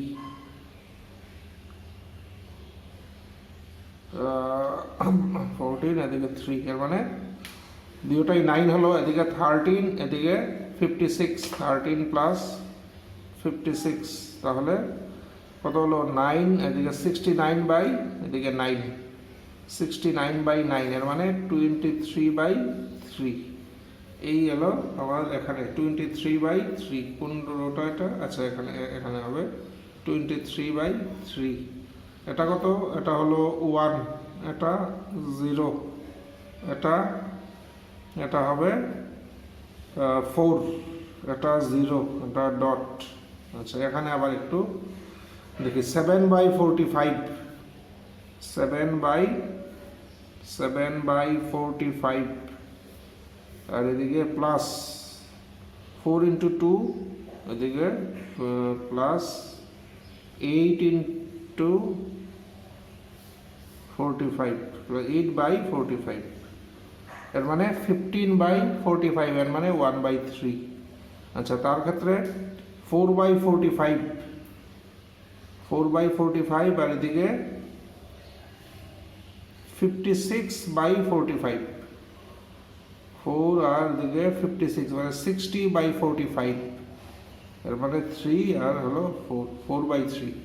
তাহলে এই রোটা কি দাঁড়ালো, এই রোটা দাঁড়ালো 23/3, 23/3 1040.1/3 4/3। আমরা একটা রোয়ের কাজ শেষ করলাম। এবার লাস্ট এটা করি, এই রোটা দেখি, লাস্ট রোটা আবার লিখি এখানে। তাহলে 1/3 0 1 0, তারপরে -1/5, এটাকে দাগ দিয়ে রাখলাম উপরে, ডট -2/15 1/15। আচ্ছা, কার সাহায্যে বানাবো? একই জিনিস, আমরা 1 বানানোর পরে যেটা পেয়েছিলাম, এর মানে 70/3 0 0 15 1 ডট 2/3 এদিকে 14/3। আচ্ছা, আমরা কি করি? আমরা 1/5 দিয়ে মাল্টিপ্লাই করে যোগ করি। 1/5 দিয়ে মাল্টিপ্লাই করে যোগ করলে দেখো কত হবে?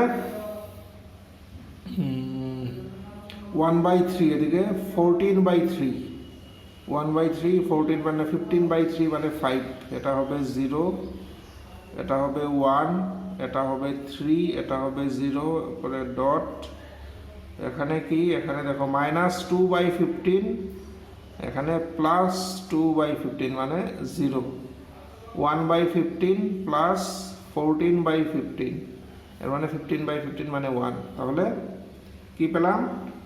5 0 1 3 0, 50130 ডট 0 1 0 1। এই পেলাম আমরা টেবিল 5 এর ক্যালকুলেশন আমরা প্রায় শেষ করে আছি। এখন মোস্ট ইম্পর্ট্যান্ট হলো ইন্ডেক্স রো। এবারও যদি নেগেটিভ আসে তাহলে কিন্তু খুব চিন্তার ব্যাপার, কারণ আমাদের ক্যালকুলেশন তাহলে চেক করতে হবে, কারণ 5টার বেশি টেবিল সাধারণত লাগার কথা না। বইয়ের প্রবলেমগুলোতে আমার যা এক্সপিরিয়েন্স, 5টার বেশি টেবিল লাগার কথা না। আমরা একেবারে ম্যাক্সিমাম ইয়েতে আছি, দেখা যাক কি হয়। আচ্ছা, এটা হলো ইন্ডেক্স রো। আচ্ছা, ইন্ডেক্স রো তো শুরু করি। 5 5 হবে 0, একটা -2 -2 মানে 0। আচ্ছা, এটা 20 আর এটা -6, 20 এদিকে -6 মানে 14, 14 -3 মানে 11। আচ্ছা, এখানে 0, এখানে এটা নেই। আচ্ছা, 5/3 এখানে শুধু 5/3 তাহলে। আচ্ছা, এটার ক্ষেত্রে 20/3 আর এদিকে -2, 20/3 আর এদিকে -2, এর মানে 14/3। আচ্ছা, তাহলে দেখো, ভেরি গুড নিউজ, আমরা ইন্ডেক্স রো সবগুলো নন নেগেটিভ পেয়েছি। এর মানে আমরা রেজাল্টের খুব কাছাকাছি, আর টেবিল কিছু লাগবে না, আমরা রেজাল্ট এখন লিখে ফেলতে পারবো। তাহলে দেখো আমরা, আচ্ছা, রেজাল্ট তো এখন লিখবো। তো এই পুরো প্রবলেমটা আমরা কিন্তু মানে সলভ করতে 5টা টেবিল লেগেছে, তো বেশ বড় প্রবলেম। 1 নাম্বার। 2 নাম্বার, দেখো amount of rough work is quite large, অনেকটা বেশি, যদি প্রচুর রাফ ওয়ার্ক আমাদের এই অঙ্কগুলোতে করতে হয়। 3 নাম্বার হলো যে যথেষ্ট কেয়ার নিয়ে করতে হবে। দেখো, আমারও ভুল হয়ে গিয়েছিল, এখানে ভুল হয়ে গিয়েছিল, পরে আমি আবার ঠিক করেছি, এখানে ভুল হয়ে গিয়েছিল। কাজেই যেহেতু নাম্বারের ক্যালকুলেশন এবং দেখতেই পাচ্ছ কত রকমের ক্যালকুলেশন, কাজেই মানে পড়ার সময় প্রচণ্ড কেয়ারফুলি করতে হবে।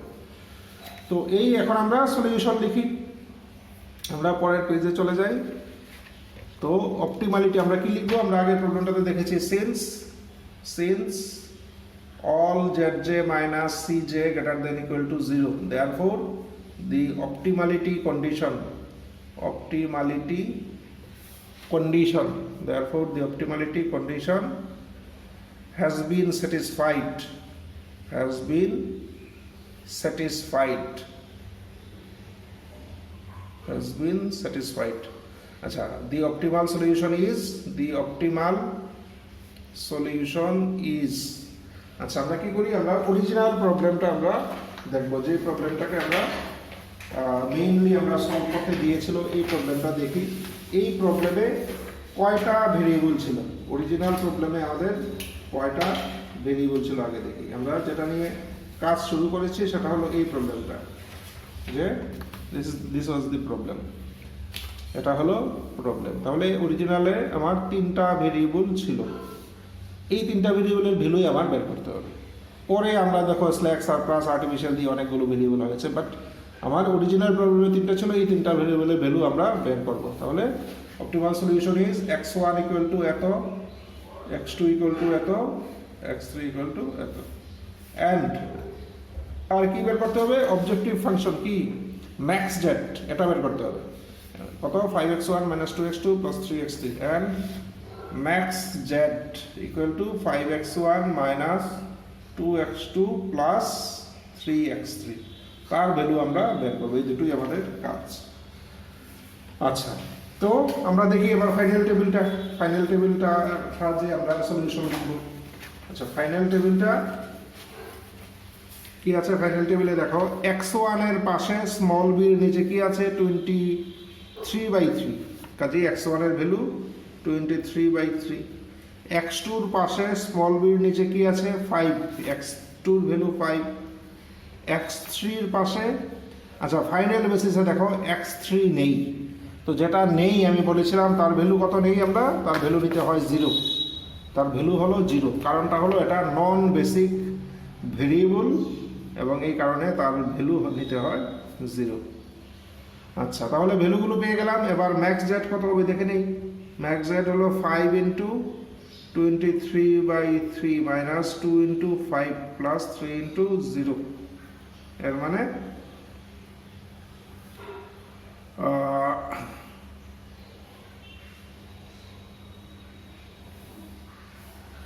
এত বাই 3 মাইনাস 10 ইকুয়াল টু, এখান থেকে আমাদের তাহলে 85/3, 85/3, this is our maximum value of Z. And optimal সলিউশনটা কি, x1 equal to 23/3, x2 equal to 5, x3 equal to 0। তো it is our final answer. কাজে দেখো আমরা প্রবলেমটা শুরু করেছিলাম, এটা হলো পেজ নাম্বার 4 দিয়ে। প্রবলেমটা দেখো আমরা শুরু করেছিলাম পেজ নাম্বার 2-তে, এখান থেকে প্রবলেমটা শুরু হয়েছিল। আমরা কি করলাম, slack, surplus, artificial variable use করে এটাকে স্ট্যান্ডার্ড ফর্মেও আনলাম। আবার আর্টিফিশিয়ালের কেন ইউজ করলাম, আর্টিফিশিয়াল কারণ স্ট্যান্ডার্ড বেসিস যাতে পাই, তাহলে এটাকে এই ফর্মে আনলাম। এরপরে টেবিল শুরু করলাম আমরা, সিমপ্লেক্স টেবিল আমাদের একেবারে ম্যাক্সিমাম অ্যামাউন্ট লেগেছে, 5টা টেবিল লাগা মানে বিশাল ব্যাপার। তো 5টা টেবিলের সাহায্যে আমরা এটা প্রবলেমটাকে সলভ করলাম। সলভ করে এই কাজেই মোটামুটি 3টা পেজ লেগেছে প্রবলেমটা শেষ করতে। আচ্ছা, এখানে দেখো তো সলিউশন পেয়ে গেলাম। এখানেও আমি আগের প্রবলেমের মতো এখানেও আমি কিছু ডিসকাশন করি রিগার্ডিং দি প্রবলেম। সলিউশন কিন্তু শেষ, এই ডিসকাশনটা তোমাদের জানা উচিত বা বিভিন্ন জায়গায় কাজে লাগতে পারে। আচ্ছা, ডিসকাশনগুলো কি দেখো। 1 নাম্বার ডিসকাশন অলরেডি বলে দিয়েছি, আমি আবারও একবার মনে করিয়ে দিচ্ছি যে আমরা আর্টিফিশিয়াল ভেরিয়েবল এই ক্ষেত্রে ইউজ করেছি। কারণটা কি, only to get the standard basis, একমাত্র স্ট্যান্ডার্ড বেসিস পাওয়ার জন্য আর্টিফিশিয়াল ভেরিয়েবল ইউজ করেছি। এছাড়া আর্টিফিশিয়াল ভেরিয়েবলের আর কোনো কাজ নেই। এবং যে মাত্র আর্টিফিশিয়াল ভেরিয়েবলের কাজ শেষ হয়ে যায়, এর মানে ডিপার্টিং ভেক্টর হয়ে যায় এটা, পরের টেবিলে কিন্তু আর্টিফিশিয়াল ভেরিয়েবল আমরা আর লিখি না। কাজেই আর্টিফিশিয়াল ভেরিয়েবলের কাজ হলো স্ট্যান্ডার্ড বেসিস তৈরি করে দেওয়া, এছাড়া তার কোনো কাজ নেই। তো এমন প্রবলেম থাকতে পারে যেখানে সারপ্লাস ভেরিয়েবল আমরা ইউজ করেছি কিন্তু আর্টিফিশিয়াল ভেরিয়েবলের দরকার হয়নি, এমন প্রবলেমও থাকতে পারে, যেটা নিয়ে আমরা পরে ডিসকাস করব। তো এই পয়েন্টটা আমার উল্লেখ করার কারণ একটাই, যে স্টুডেন্টদের একটা মানে জেনারেল একটা কনসেপশন থাকে যে যেখানে আমরা সারপ্লাস ভেরিয়েবল ইউজ করবো, এখানে একটা আর্টিফিশিয়াল ভেরিয়েবল দিয়ে দেবো। ঘটনাটা এক্স্যাক্টলি তা না। 95% ক্ষেত্রে হয়তো ঘটনাটা ঘটে যায় যে আর্টিফিশিয়াল ভেরিয়েবল ইউজ করলে, সারপ্লাস ভেরিয়েবল ইউজ করলে আর্টিফিশিয়াল ভেরিয়েবল দিতে হয়।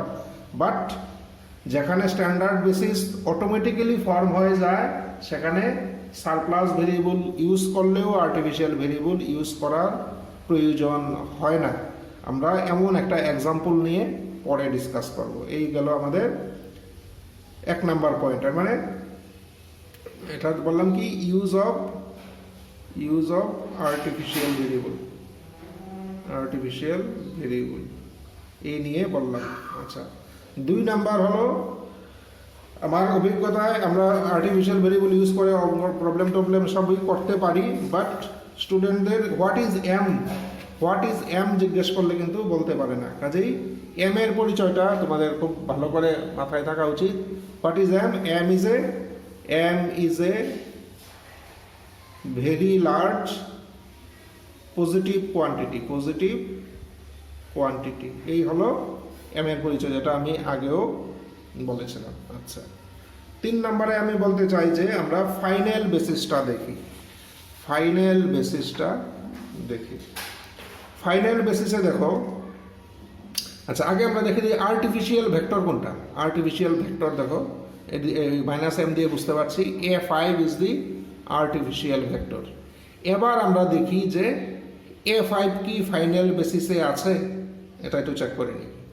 A5 কি ফাইনাল বেসিসে আছে? A1, A4, A2 আছে, A5 নেই। এর মানে এই ক্ষেত্রে, এই প্রবলেমের ক্ষেত্রে আর্টিফিশিয়াল ভেক্টরটা ফাইনাল বেসিসে নেই। এই রিলেটেড 3টা কেস হতে পারে। কি কেস? যে ফাইনাল বেসিসে no artificial variable in final basis. তো যেই কেসটা আমরা এক্ষুনি পেলাম, এটা হতে পারে। আচ্ছা, আরেকটা কেস হতে পারে যেটা আর্টিফিশিয়াল ভেরিয়েবল ফাইনাল বেসিসে আছে। আর্টিফিশিয়াল ভেরিয়েবলটা ফাইনাল বেসিসে আছে, কিন্তু তার ভ্যালু এখানে 0। মানে বি এর নিচে আর্টিফিশিয়াল ভেরিয়েবলের পাশে ভ্যালুটা হলো 0। এখানে x5 আছে, এর মানে কি এখানে A5, এর মানে আর্টিফিশিয়াল ভেক্টরটা ফাইনাল বেসিসে আছে, কিন্তু এখানে 0 লেখা, এর মানে আর্টিফিশিয়াল ভেরিয়েবলের ভ্যালু কত? 0। কাজে আরেকটা কেস হতে পারে যে artificial variable appears in the final basis at 0 level. Value 0 হলে এটাকে বলা হয় 0 লেভেলে। তাহলে আমরা একটা কেস কি হতে পারে? artificial variable appears in the final basis at 0 level. 0 লেভেলে আর্টিফিশিয়াল ভেরিয়েবল ফাইনাল বেসিসে থাকতে পারে। আমাদের এই প্রবলেমের ক্ষেত্রে নেই, বাট আরেকটা প্রবলেম করলে হয়তো বা থাকতে পারে। এই একটা কেস তোমরা পেতে পারো। আরেকটা লাস্ট কেস এই রিলেটেড, এটাও সেম, যে আর্টিফিশিয়াল ভেরিয়েবল ফাইনাল বেসিসে আছে, কিন্তু তার ভ্যালুটা 0 না, অন্য কোনো পজিটিভ কোয়ান্টিটি। 0 না হয়ে 1, 2, 3, 4 কোনো পজিটিভ কোয়ান্টিটি আছে। তখন আমরা বলি artificial variable appears in the final basis at positive level. Artificial variable appears in the final basis at positive level. তাহলে আরেকটা কেস হতে পারে যে artificial variable appears in the final basis at positive level বলা হয় তখন। এর মানে আর্টিফিশিয়াল ভেরিয়েবল আছে, কিন্তু তার পাশে একটা পজিটিভ সংখ্যা আছে, তার ভ্যালু হলো সাম পজিটিভ কোয়ান্টিটি। আচ্ছা, এমন যদি কেস হয়, তাহলে এই থার্ড কেসটার সময় আমরা বলবো the problem has no feasible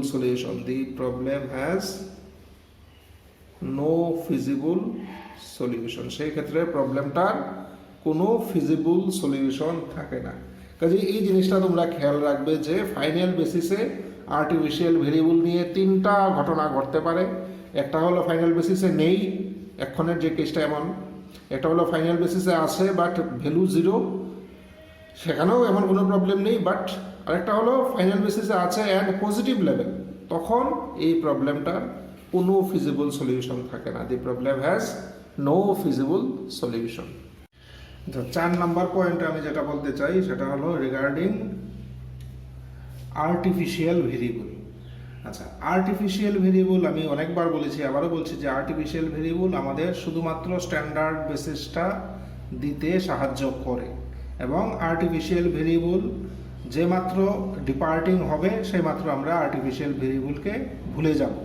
এই কারণেই আমরা দেখো এখানে এই যে আর্টিফিশিয়াল ভেরিয়েবলকে ডিপার্টিং করলাম, করে আমরা বাকি টেবিলগুলোতে আর্টিফিশিয়াল ভেরিয়েবলকে আর আমরা আর্টিফিশিয়াল ভেক্টরকে আর আমরা কনসিডারই করিনি।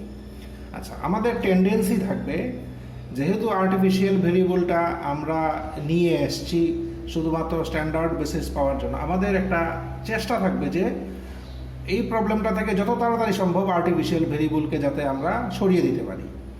এই কারণেই দেখো এই প্রবলেমটা করার সময় যেখানে মিনি রেশিও টাই হয়েছিল, আমি সিমপ্লেক্স অর্ডিনারি সিমপ্লেক্স মেথডে বলেছিলাম মিনি রেশিও টাই হলে you can choose any one, আর এখানে বলছি যে মিনি রেশিও টাই হয়েছে, তাহলে দেখো কোন মিনি রেশিওটা নিলে আর্টিফিশিয়াল ভেক্টরটা আউটগোয়িং হয়।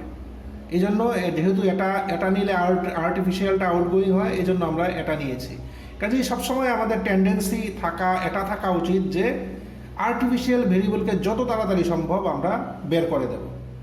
তো বিজ্ঞান মেথড করার সময় এই জিনিসটা তোমরা মাথায় রাখবে যে আর্টিফিশিয়াল ভেরিয়েবল হলো একটা মানে অনাকাঙ্ক্ষিত জিনিস, এটাকে আমরা যত তাড়াতাড়ি সম্ভব এটাকে আমরা মানে বর্জন করব।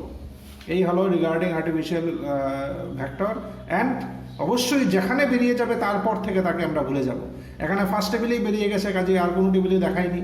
যদি সেকেন্ড টেবিলে বেরিয়ে যেত তাহলে থার্ড টেবিল থেকে আমরা আর আর্টিফিশিয়াল ভেক্টরকে আর আমরা দেখাতাম না। আচ্ছা, এই গেল আমার 4 নাম্বার পয়েন্ট। আচ্ছা, 5 নাম্বার পয়েন্টে দেখো আমরা একটা এক্সাম্পল নিই। আচ্ছা, 5 নাম্বার পয়েন্টে আমরা একটা এক্সাম্পল নিয়ে আমরা একটু ডিসকাস করি। এটা আসলে 1 নাম্বার পয়েন্টটাকেই আমি আবার একটু হাইলাইট করতে চাইছি। 5 নাম্বারের জন্য আমরা একটা এক্সাম্পল নিই। ধরো একটা এলপিপি দেওয়া আছে, মিন জেড এলপিপিটা হলো min Z equal to 4x1 plus 8x2 plus 3x3 subject to x1 plus x2 greater than equal to 2 2x1 plus x3 greater than equal to 5 x1 x2 x3 greater than equal to 0 x1 x2 x3 greater than equal to 0। আচ্ছা, এই হলো একটা LPP. ধরো এটাকে বললো যে using simplex algorithm তোমরা এটাকে সলভ করো। তাহলে আমরা কি করব দেখো, এটাকে আমরা কিভাবে এগিয়ে নিয়ে যাব। তো আমরা সলভ করতে হলে সিমপ্লেক্স মেথডে সলভ করতে হলে আমাদের কি করতে হবে, ফার্স্ট কাজ হলো যে আমরা এটাকে স্ট্যান্ডার্ড ফর্মে নিয়ে যাব। তো আমরা স্ট্যান্ডার্ড ফর্মে নিয়ে যাই। তো মিন জেডকে আমরা মানে শিখেছি যে আমরা ম্যাক্স হিসাবে লিখবো। আচ্ছা, তাহলে লিখি ম্যাক্স ডব্লিউ, ম্যাক্স আর মিন মানে মাইনাস দিয়ে মাল্টিপ্লাই করে দিলেই হয়, এর মানে মাইনাস জেড কত হবে, minus 4x1 minus 8x2 minus 3x3। এই হলো ম্যাক্স ডব্লিউ। সাবজেক্ট টু কি হবে দেখো, x1 প্লাস x2 আচ্ছা, এখানে গ্রেটার দেন ইকুয়াল টু আছে, মানে সারপ্লাস লাগবে। আচ্ছা, এখানে আরেকটা জিনিস লক্ষ্য করো, ভেরিয়েবল কিন্তু 3টা, তাই তো 3টা ভেরিয়েবল। এখানে কিন্তু ভেরিয়েবলগুলো মানে একটু এমনভাবে দেওয়া আছে তোমরা কনফিউজ হয়ে যাবে। দেখো x2 নিচে x3 দেওয়া, তো লেখার সময় আমরা খুব সাবধানে লিখবো। আমরা এমনভাবে লিখবো যাতে ভেরিয়েবলগুলো সেম ভেরিয়েবলগুলো একটা নিচে একটা থাকে। তো আচ্ছা, তাহলে x1 প্লাস x2 x3ও আছে, এটাতে নেই, এমনি টোটাল প্রবলেমটাতে x3 আছে। তো এটাতে আমরা তাহলে সারপ্লাস ভেরিয়েবল নেই x4, তাহলে x1 plus x2 minus x4। আচ্ছা, আমরা দেখেছি যে এর আগে দেখেছি যে যেখানে আমরা সারপ্লাস দিই স্ট্যান্ডার্ড বেসিস পাওয়ার জন্য আমরা সারপ্লাসের সাথে একটা আর্টিফিশিয়াল ভেরিয়েবলও অ্যাড করি। আচ্ছা, এই ক্ষেত্রে আমরা অ্যাড করলাম না, দেখি কি হয়। তাহলে মাইনাস এক্সপোর্ট দিয়ে রেখে দিলাম, আর্টিফিশিয়াল ভেরিয়েবল দিলাম না। আচ্ছা, নিচের কনস্ট্যান্টটাতে আসি, 2x1 প্লাস x3 তার ক্ষেত্রেও যেহেতু গ্রেটার দেন ইকুয়াল টু একটা সারপ্লাস লাগবে, আমরা দিলাম -x5, কিন্তু আর্টিফিশিয়াল ধরো দিলাম না। আর্টিফিশিয়াল আমরা স্ট্যান্ডার্ড বেসিসের জন্য দেই, কিন্তু আমি দিলাম না, দেখি কি হয়। তাহলে ইকুয়াল টু 5 ইকুয়াল টু 2, এখানে কি হবে x1 x2 x3 x1 x2 x3 x4 x5 greater than equal to 0। আচ্ছা, এই হলো আমার স্ট্যান্ডার্ড ফর্মে আমরা নিয়ে এলাম। এবার আমরা এটাকে ইউজিং সিমপ্লেক্স মেথড এটা আমরা সলভ করব। আচ্ছা, এখানে দেখো আমরা আর্টিফিশিয়াল ভেরিয়েবল কিন্তু দিলাম না, কিন্তু ভেক্টরগুলো কি হবে দেখো। ভেক্টর a1 ভেক্টরটা কি হবে, আমরা যদি টেবিলটা বানাই, আমরা যদি সিমপ্লেক্স টেবিল বানাই, a1 ভেক্টরটা কি হবে, a1 এর নিচে আমরা কত লিখব, a1 হলো 1 2, a2 কত লিখব, a2 হলো 1 0, a3 কত, x3 কোএফিসিয়েন্ট 0 1, a4 হলো -1 0, a5 হলো 0 -1। আচ্ছা, তার আগে সিমপ্লেক্স টেবিল বানালে তার আগে কি লিখি, আরও লিখি আমরা b লিখি এর আগে, এরপরে আমরা লিখি কি, এখানে লিখি xb, এখানে b, এখানে cb, এইভাবে লিখি আমরা জানি। আচ্ছা, বিতে কি লিখি, স্ট্যান্ডার্ড বেসিস, কোন ভেক্টরগুলো স্ট্যান্ডার্ড বেসিস ফর্ম করে। তো দেখো স্ট্যান্ডার্ড বেসিস এখানে e2 এর ভেক্টর মানে 1 0 0 1, এর মানে a2 আর a3। তাহলে দেখো আমি এখানে যেটা বলতে চাইছি সেটা হলো, আমরা আর্টিফিশিয়াল ভেরিয়েবল ইউজ না করেও স্ট্যান্ডার্ড বেসিস পেয়ে গেছি। এই কারণে এই প্রবলেমে কিন্তু আর্টিফিশিয়াল ভেরিয়েবল ইউজ করার কোনো প্রয়োজন নেই। যদিও আমরা স্ল্যাক ভেরিয়েবল ইউজ করেছি, সারপ্লাস ভেরিয়েবল ইউজ করেছি, কিন্তু আর্টিফিশিয়াল ভেরিয়েবল ইউজ করার প্রয়োজন নেই, কারণ আর্টিফিশিয়াল ভেরিয়েবল ছাড়াই আমরা স্ট্যান্ডার্ড বেসিস পেয়ে যাচ্ছি, 1 0 0 1 পেয়ে যাচ্ছি। কাজেই এটাই আমি হাইলাইট করতে চাইছি, যেটা 1 নম্বরে বলেছিলাম, যে আর্টিফিশিয়াল ভেরিয়েবলের ইউজটা শুধুমাত্র প্রয়োজন ভিত্তিক, শুধুমাত্র প্রয়োজন হলে, যেখানে স্ট্যান্ডার্ড বেসিস ফর্ম হয় না সেখানে আমরা আর্টিফিশিয়াল ভেরিয়েবলটা ইউজ করব। ঘটনাটা এমন না যে যেখানে সারপ্লাস ইউজ করবো সঙ্গে সঙ্গে একটা আর্টিফিশিয়াল দিয়ে দিলাম, কনসেপ্টটা কিন্তু এটা না। কনসেপ্টটা হলো যেখানে স্ট্যান্ডার্ড বেসিস ফর্ম হয় না এখানে আমরা আর্টিফিশিয়াল ইউজ করবো। অ্যান্ড যদি দেখা যায় যে সারপ্লাস ইউজ করা সত্ত্বেও স্ট্যান্ডার্ড বেসিস অটোমেটিক্যালি ফর্মড, তাহলে আর্টিফিশিয়াল ইউজ করার কোনো প্রয়োজন নেই। এখানে এই প্রবলেমটা এমনভাবেই সেট করা হয়েছে যে দেখো সারপ্লাস ভেরিয়েবল ইউজ করলেও আর্টিফিশিয়াল ছাড়াই স্ট্যান্ডার্ড বেসিস হয়ে যায়, কারণ এখানে x2 নেই মানে 1 0, আর এখানে x3 নেই মানে 0 1। কাজে এই প্রবলেমটাই এমনভাবে সেট করা সো দ্যাট আর্টিফিশিয়াল ভেরিয়েবল ছাড়াও স্ট্যান্ডার্ড বেসিস হয়। কাজে এই ধরনের প্রবলেমের ক্ষেত্রে কিন্তু আমরা সারপ্লাস ভেরিয়েবল ইউজ করা সত্ত্বেও আর্টিফিশিয়াল ভেরিয়েবল ইউজ করব না। তো এই হলো regarding use of artificial variable, এটা ইম্পর্ট্যান্ট কনসেপ্ট, ঘটনাটা হলো এই। আচ্ছা, 6 নম্বরে যেটা আমি বলতে চাই সেটা হলো, পরীক্ষার খাতায় স্টুডেন্টকে কনফিউজ করার জন্য এভাবে কোয়েশ্চনটা সেট করে। এভাবে মিনস আমি বলতে চাইছি যে ধরো একটা কনস্ট্যান্ট দিল x1 plus x2 plus 2x3 less than equal to 5, আর একটা দিল x2 plus 2x3 greater than equal two 7, আর একটা দিল x1 plus 3x3 greater than less than equal two 8 suppose. তাহলে দেখো কনস্ট্যান্টসগুলো যে দিল, কনস্ট্যান্টসগুলো কিন্তু মানে এমনভাবে সেট করেছে যে x1 এর কোফিসিয়েন্টগুলো কালেক্ট করতে আমার অসুবিধা হবে। দেখো এখানে x1, এখানে কিন্তু x1টা নেই, এখানে আবার x1। কাজে এটাকে রিঅ্যারেঞ্জ করে লেখার সময় আমরা খুব সাবধানে x1 এর নিচে শুধু x1 থাকবে, x2 নিচে শুধু x2 থাকবে, এইভাবে আমরা লিখবো যে x2, এখানে x2 প্লাস 2x3, এখানে x1 প্লাস 3x3, এইভাবে আমরা লিখে নেব সো দ্যাট আমাদের যাতে মানে ভেক্টরগুলো লেখার সময় যাতে কোনো রকমের ভুল না হয়, এটা তোমরা মাথায় রাখবে। স্টুডেন্টকে কনফিউজ করার জন্য এটা অনেক সময় করা হয়, তো এটা তোমরা মাথায় রাখবে সবাই।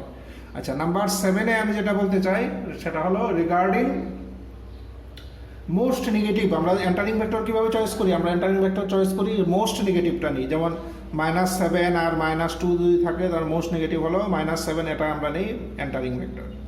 আচ্ছা, এম দিয়ে যদি থাকে, ধরো একটাতে ইন্ডেক্স রইলো -5m আরেকটাতে এলো ধরো -4m। আচ্ছা, তাহলে মোস্ট নেগেটিভ, এটাও মানে কনফিউশন হওয়ার কথা না, কারণ M is a very large positive quantity, এর মানে এটা হলো মোস্ট নেগেটিভ। তো অনেক সময় আমি স্টুডেন্টকে দেখেছি এই ব্যাপারে একটু কনফিউজড হতে, যে ধরো এখানে আছে -5m প্লাস, ধরো আমি জাস্ট বোঝানোর জন্য একটা খুব বড় সংখ্যা নিই, আর এদিকে আছে -4m + 1, তাহলে মোস্ট নেগেটিভ কোনটা মোস্ট নেগেটিভ? সেক্ষেত্রে আমরা এম দিয়ে ডিসিশন করব, মানে বিচার করব। এখানে যাই থাকুক আমাদের কিছু আসা যায় না, কারণ M is a very very large positive quantity. কাজেই এখানে হলো মোস্ট নেগেটিভ কোনটা? এটা হলো নেগেটিভ, মোস্ট নেগেটিভ। এটা ছোট, এটার থেকে এটা ছোট, ইট ইজ মোস্ট নেগেটিভ। আর যদি ধরো -5m + 2 আর এদিকে -5m + 3, তাহলে মোস্ট নেগেটিভ কোনটা? এর মানে মোস্ট নেগেটিভ এই দুটোর মধ্যে কম্পেয়ার যদি করি ছোট কোনটা? এটা হলো ছোট। কাজেই এখানে মোস্ট নেগেটিভ হলো এটা, দিস ইজ মোস্ট নেগেটিভ। তো এম যদি থাকে তাহলে মোস্ট নেগেটিভ মানে বিচার করতে আমি অনেক সময় দেখি যে স্টুডেন্টকে একটু কনফিউশন হয়, বাট কনফিউশন হওয়ার কথা না। তো এই হলো তার এক্সপ্লেনেশন, এইভাবে আমরা মোস্ট নেগেটিভ নিয়ে নেব। আচ্ছা, রিগার্ডিং টাইপস অফ সলিউশন আমরা কি বলেছিলাম? যে ইউনিক হতে পারে, অল্টারনেটিভ হতে পারে, আর এলপিপির ক্ষেত্রে অল্টারনেটিভ মানেই ইনফাইনাইট, মানে অল্টারনেটিভ বা ইনফাইনাইট এক কথা মোর দেন ওয়ান সলিউশন। অল্টারনেটিভ মানে মোর দেন ওয়ান, আবার মোর দেন ওয়ান মানেই এলপিপির ক্ষেত্রে ইনফাইনাইট। তো এটা একটা সলিউশন হতে পারে, নো ফিজিবল সলিউশন হতে পারে, আনবাউন্ডেড ফিজিবল সলিউশন হতে পারে। এই হলো types of solution, nature of solution, এগুলো হতে পারে। তো এই ব্যাপারে দেখো, নো ফিজিবল সলিউশনের কেসটা আমরা অলরেডি 3 নম্বরে বলেছি, কোন সময় নো ফিজিবল সলিউশন হবে। And regarding alternative solution and unbounded solution, এই ব্যাপারে আমরা অর্ডিনারি সিমপ্লেক্স মেথডে যা বলেছিলাম একই জিনিস এখানেও, কারণ এটাও তো অর্ডিনারি সিমপ্লেক্স মেথডই, জাস্ট আমরা স্ট্যান্ডার্ড বেসিস পাওয়ার জন্য আমরা এমকে নিয়ে আসি, এবং এই জন্য এটাকে বলা হয় big M method, but the algorithm is simplex algorithm. কাজে এখানে অল্টারনেটিভ মেথড বা অল্টারনেটিভ সলিউশন বা আনবাউন্ডেড সলিউশনের জন্য আমরা ফার্স্ট যে ভিডিওটা করেছিলাম এখানে আমি কি বলেছি এটা লক্ষ্য করো, একই জিনিস, একই ঘটনা, এটার ক্ষেত্রেও সেম জিনিস। কাজেই রিগার্ডিং নেচার অফ সলিউশন আমরা সব কিছু বুঝলাম, কোন সময় ইনফাইনাইট হবে, কোন সময় আনবাউন্ডেড হবে, কোন সময় নো ফিজিবল সলিউশন হবে, এগুলো আমরা অলরেডি তাহলে আমরা জানি। তো উইথ দিস আমরা মোটামুটি 8টা পয়েন্ট এখানে ডিসকাস করলাম। তো এখানে আমরা বিগেম মেথডটা আমরা এখানে থামছি, বিগেম মেথড এখানে শেষ করছি। তো এর আগের ভিডিওতে আমরা দেখলাম অর্ডিনারি সিমপ্লেক্স মেথড, এখানে দেখলাম আমরা বিগেম মেথড। তো এই দুটো মেথড তোমরা খুব ভালো করে দেখো, আমি যেভাবে প্রবলেমটা সলভ করেছি স্টেপ বাই স্টেপ দেখো, যে কোনো প্রবলেম তাহলে তোমরা সলভ করতে পারা উচিত। তো নেক্সট ভিডিওতে আমরা দেখব যে how to solve an LPP using two phase method.